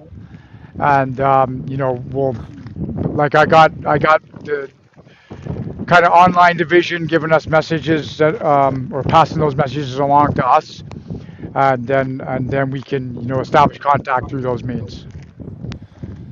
But I will say, I would just like to put it out there, and if you can help me on this too, is just I would like, for my representatives through the official CanadaMarches.ca website or our official Facebook feeds to kind of be the sole points of fundraising activity, because I know that in this current virtual landscape that we're in, there's a lot of how do I put it, chicanery, where I don't want anybody contributing funds to something that, is just going to get stolen. So there's that.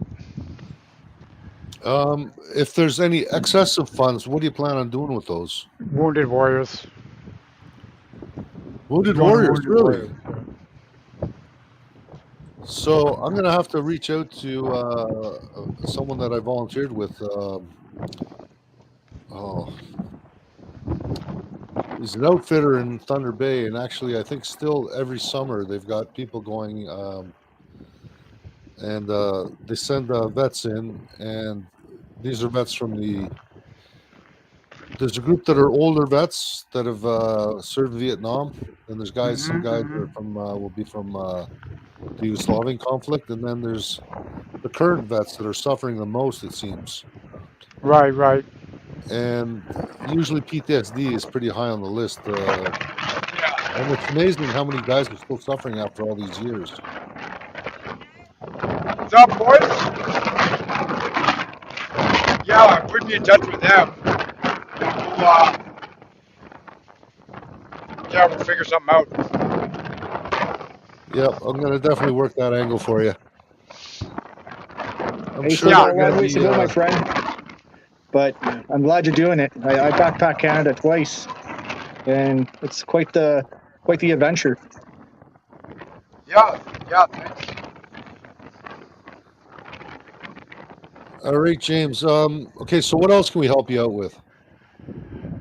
Well, just getting the message out there, and put us in touch with more influencers, more bloggers, more vloggers. I know how to say it now, and the streamers and stuff, and we'll get the word out there slowly but surely. And by the time we get to the Ontario border, we'll have a nice little organization to manage as we get the final 1,000 kilometers under our belts. Maybe we'll get you back on next week too. Every week we'll get you on once a week just to follow up, so people can get you recognized a little more often. Sure. Be careful what you ask for, because we've got a bit of a reach here with Freedom of Color. So usually, if you've been on our show a week later, your inbox will explode. Well, I'll just put that out there to anybody that we won't be able to answer all the messages, but we'll do our best. All right. Well, you asked for it. It's coming. All right, then. We'll give it to you. Okay. Yeah. So that's it. I appreciate you having us on the show. Are you looking for an international audience? Yeah. Why not? Of course. Why not? All right. Maybe I'll bring you on Sunday morning. I also do a radio show that's worldwide. We're usually running number 2 on TalkStream Sunday mornings. You want to come in for a few minutes? Sure. Okay, great. We'll talk about that tomorrow then, and I'll set that up for Sunday morning. Okay. Very good.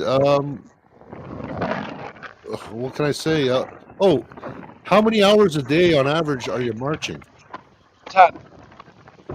10 hours straight, or do you stop for lunch or breaks or? Oh, yeah, absolutely. Yeah, we do. We stop for breaks, and typically it's march discipline in regards to go for 45 or 50, and then stop for 10.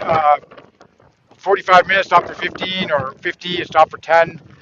Take a half hour, 45 minutes lunch break. So it's not, we're not marching continuously. And how much water do you drink a day, if you don't mind me asking? I bet you 10 liters. No, but I'm continuously shoving my yap with food. But probably a good 2 liters. Yeah, absolutely. But like I said, you adapt, right? Like your body will adapt to pretty much everything after a while. Okay, great. Anything else you'd like to add? No, that's it for now. Well, all I got to say is be safe, keep marching on. Hopefully, you make it to Ottawa in one piece. I'm sure you will. You got a good team with you? I have to. Yeah. 100%. Thank you so much, James, Thank you. for what you're doing. We wish you well on your journey. Have a safe and trip. God bless. Thank you. And we'll be in touch. Yep, and For thanks for sure. doing what you're doing. Thanks. Much appreciated. And thank you guys for doing what you're doing. Thank you. Alrighty then. God bless. Have a good Bye one. now. Wow. Incredible. It's sad that the media is not covering this. It's really sad. Oh, that's what happens when you have paid media.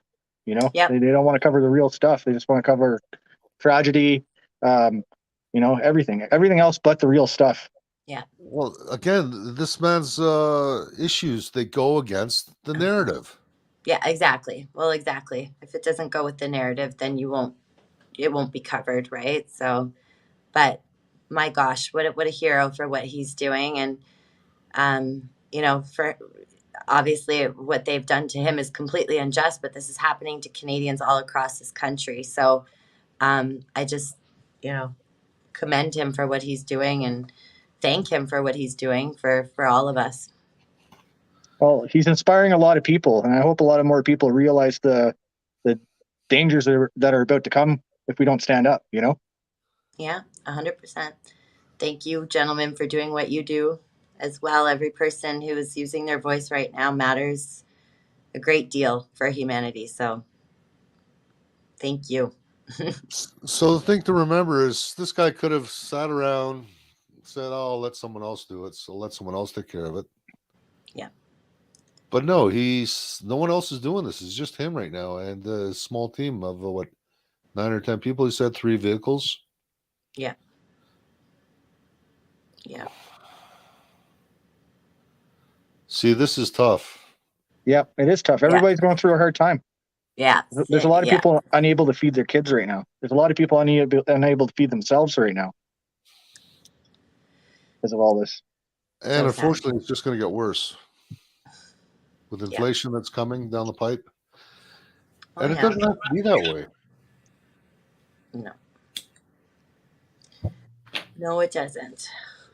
But when times are tough, and then the government's saying, you know, we've got UBI coming, people will be jumping on that. All you got to do is get the double jab, take the toxic injection, get your vaccine card, or we know what's coming down next. You know what's coming, right? With the digital ID and then Digital ID, universal basic income, all these bills that are being passed. Jake kind of touched on that, but you've got Bill 67, which is critical race. We've got Bill 100, which is the anti-protest bill that had already passed.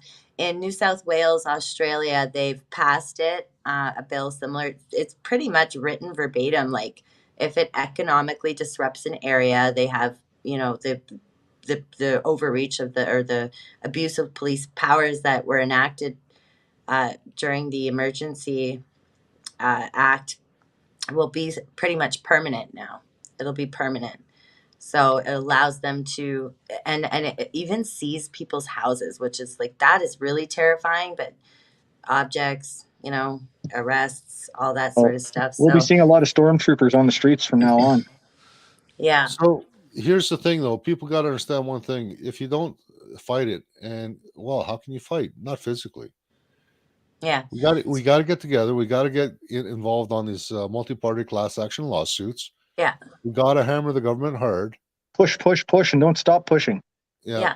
So I actually, Ed, I'll just share with you that I wrote a letter template basically that people can use for Bill 100.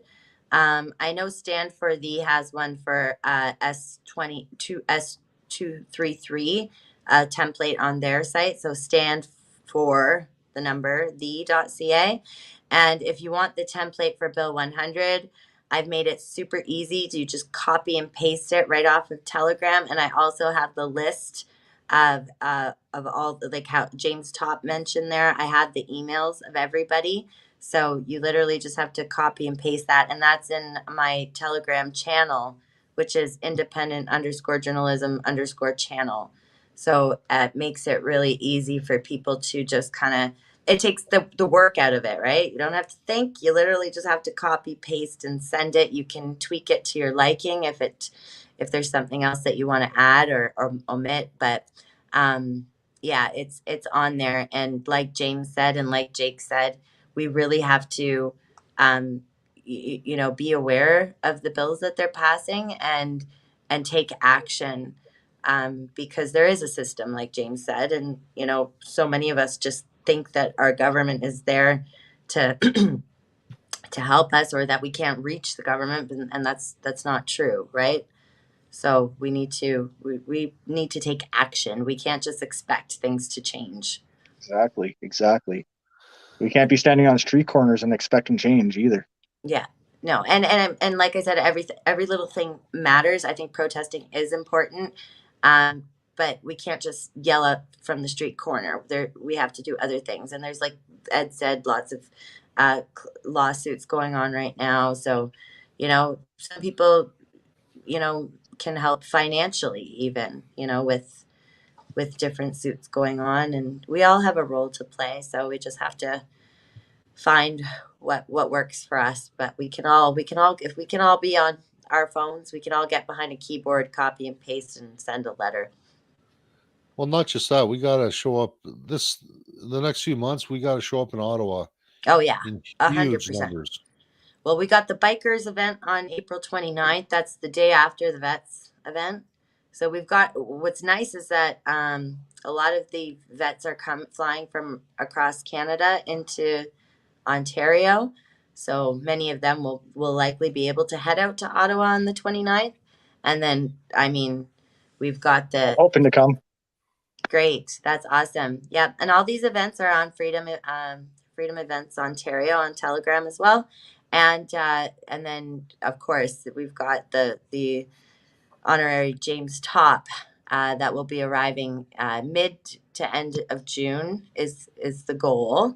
Hopefully there's no hiccups there, but I mean, if we can get behind the truckers, we can get behind this and the veterans, right?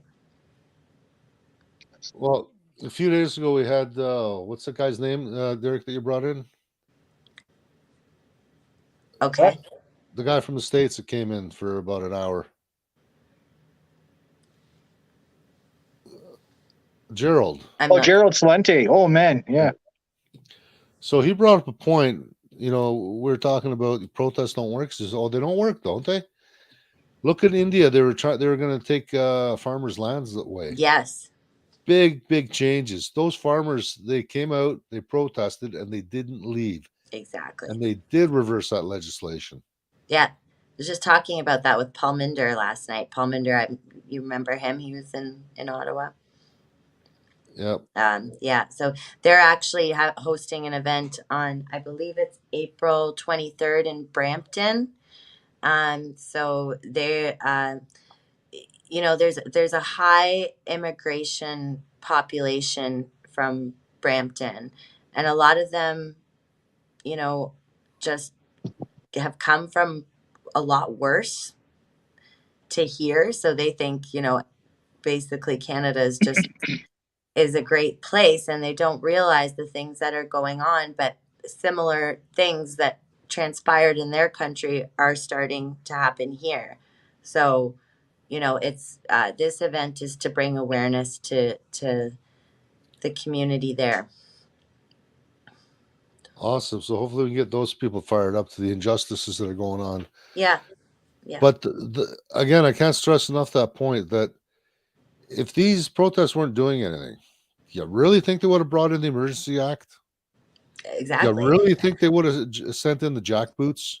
It's so funny, Ed, because they said that we were a small fringe group. You know, they tried to make it seem like we're this minority, but they used these extreme measures for this small group of people. No, that doesn't make much sense, right? Well, I know in Ottawa there's a small fringe minority of tyrants.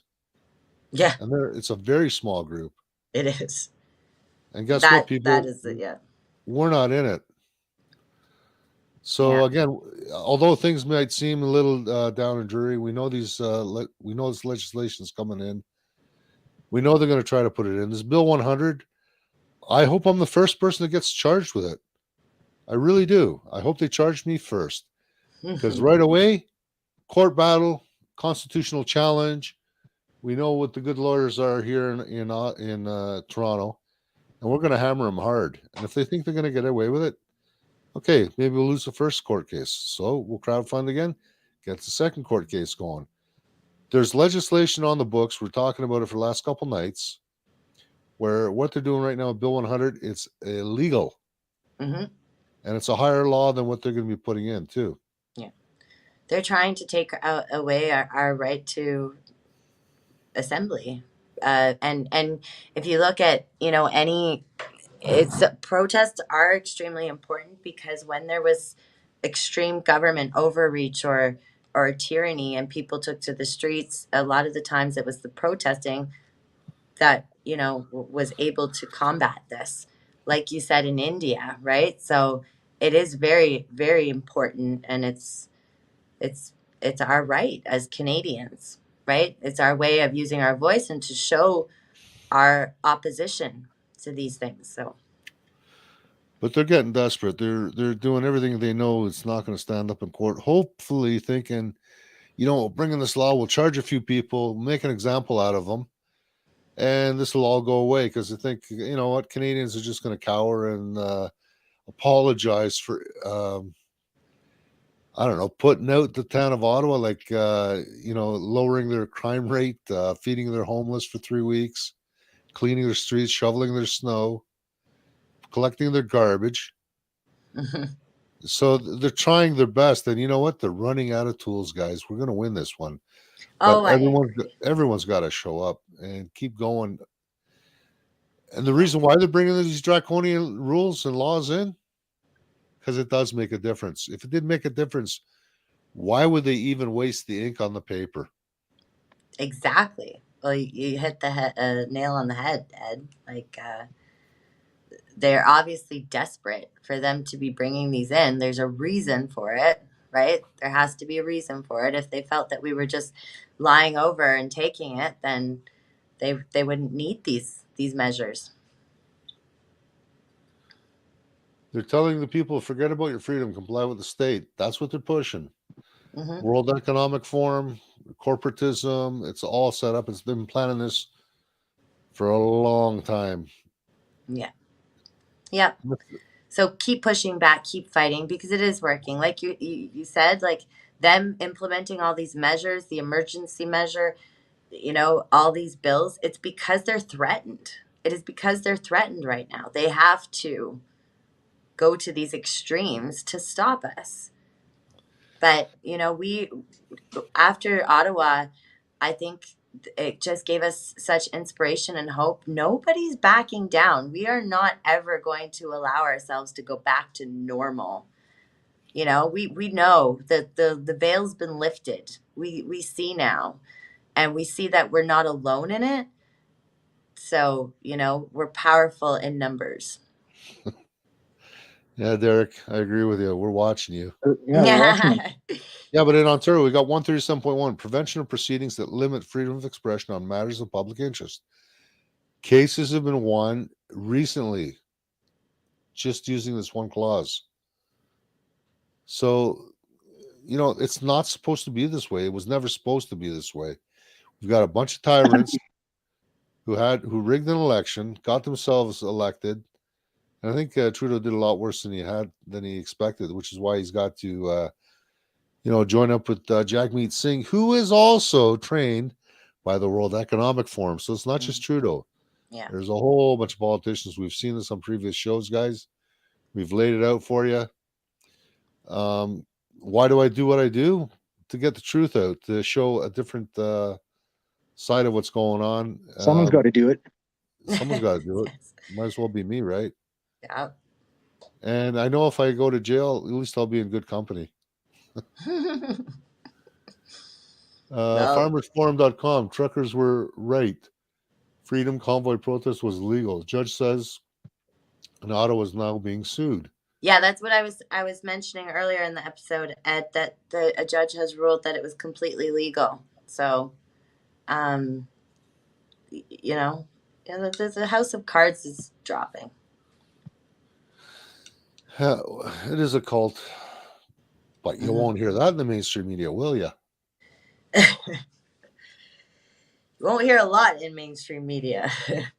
So, is it time to play out? Oh wow! I didn't realize we were running so late, guys. Sorry. Yeah, I'm like, I was trying to start. Yeah. Okay, it was so nice to be on the show, Ed. Thank you so much. Thanks for coming on.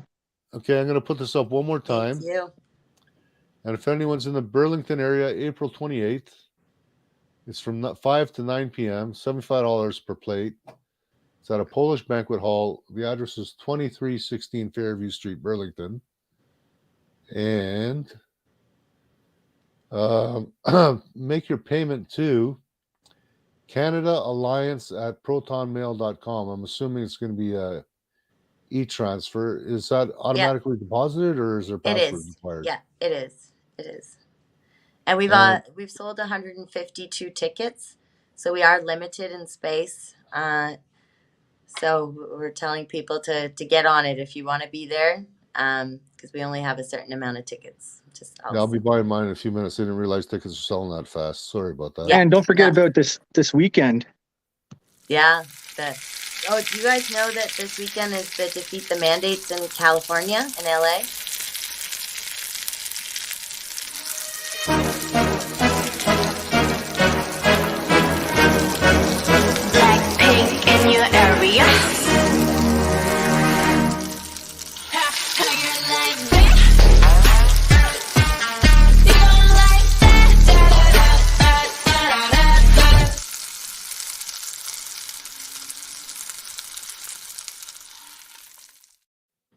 Go grab a burger, guys. Help these guys out. Oh, Yes, Grand reopening. that's also on Freedom Events Ontario. Yes, I forgot about that. There's also lots of good stuff happening. Oh okay, yeah. and before we play us out, if you're not able to attend but you do want to donate to the veterans, the email for those donations can be made to donate@veterans with an S, number 4, freedom.ca. All right, guys, thanks for tuning in. See you next week, and I'll see you guys at Peter Burgers. Derek, can you play us out? I won't be there, but have a great weekend, everybody. This song goes out to James. God bless, guys. Let's go.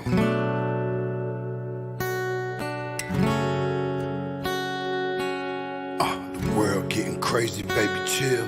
Don't medicate, just meditate. You waking up now, well, baby, you hella late. Educate, look at what's going on, let it resonate, accelerate. Find your inner hunger like you never ate. Agenda is to push the hate. Separate and segregate, don't celebrate quite yet. The storm is coming, Q, for heaven's sake. Violence that they demonstrate, instigate and penetrate the values of our country. And our God is what they desecrate. My fighters ain't no featherweight, pulling out the seams of the fabric that they fabricate. They feed us lies, manipulate, intimidate through fear and force, forcing us to sit and wait till we come together, congregate, and then we liberate. Praying that you give me strength to find some love amongst the hate. Marching on the streets of blood till I see the golden gates. Troubadour, troubled souls, one of God's servants. Blades out, cut the grass till we see the serpents. One day I hope you see the truth. This puppet show, it stays on because of you fools. We've been dancing with the devil way too long. I know it's fun, but get ready to pay your dues. Oh God, come back home. This crazy world is filled with liars and abusers. We need you now before we're too far gone.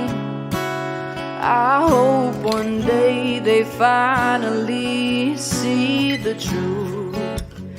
God, we need you now. I know the truth is hard to swallow, just digest it. Suspected something's going on, chosen just neglected, deflected by some breaking news. Oh, we just accept it, expected just to fall in line and follow their perspective. Don't question their objectives, but I got a lot of questions. How these kids molested, but nobody's been arrested. Read it in the testament, these children are protected. So I'm fighting all these terrorists, both foreign and domestic. Refuse to be directed, lying not a sheep, only kneel to my God. So I'm dying on my feet. Silence when we speak, but there's violence in the street. I've been rolling with the punches, I can't take it on the cheap. Nah, drink from a glass half full, I'm optimistic. People are sadistic, so vicious and malicious. Praying for assistance to overcome opposition, or I'm gonna start resisting and then I'll pray for forgiveness. Oh, one day I hope you see the truth.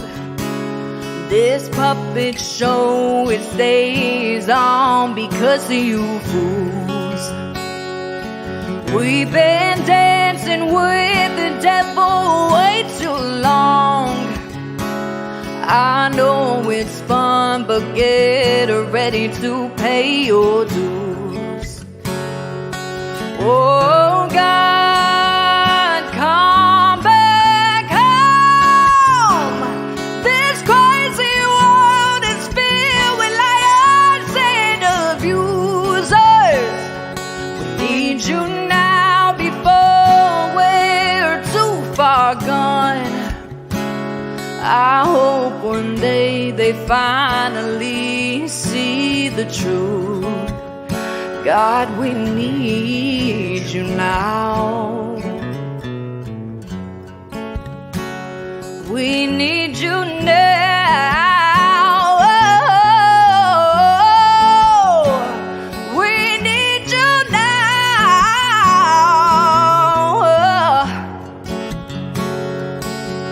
One day, one day, one day, I hope you see the truth. This puppet show, it stays on because of you fools. We've been dancing with the devil way too long. I know it's fun, but get ready to pay your dues. Oh God, come back home. This crazy world is filled with liars and abusers. We need you now before we're too far gone. I hope one day they finally see the truth. God, we need you now.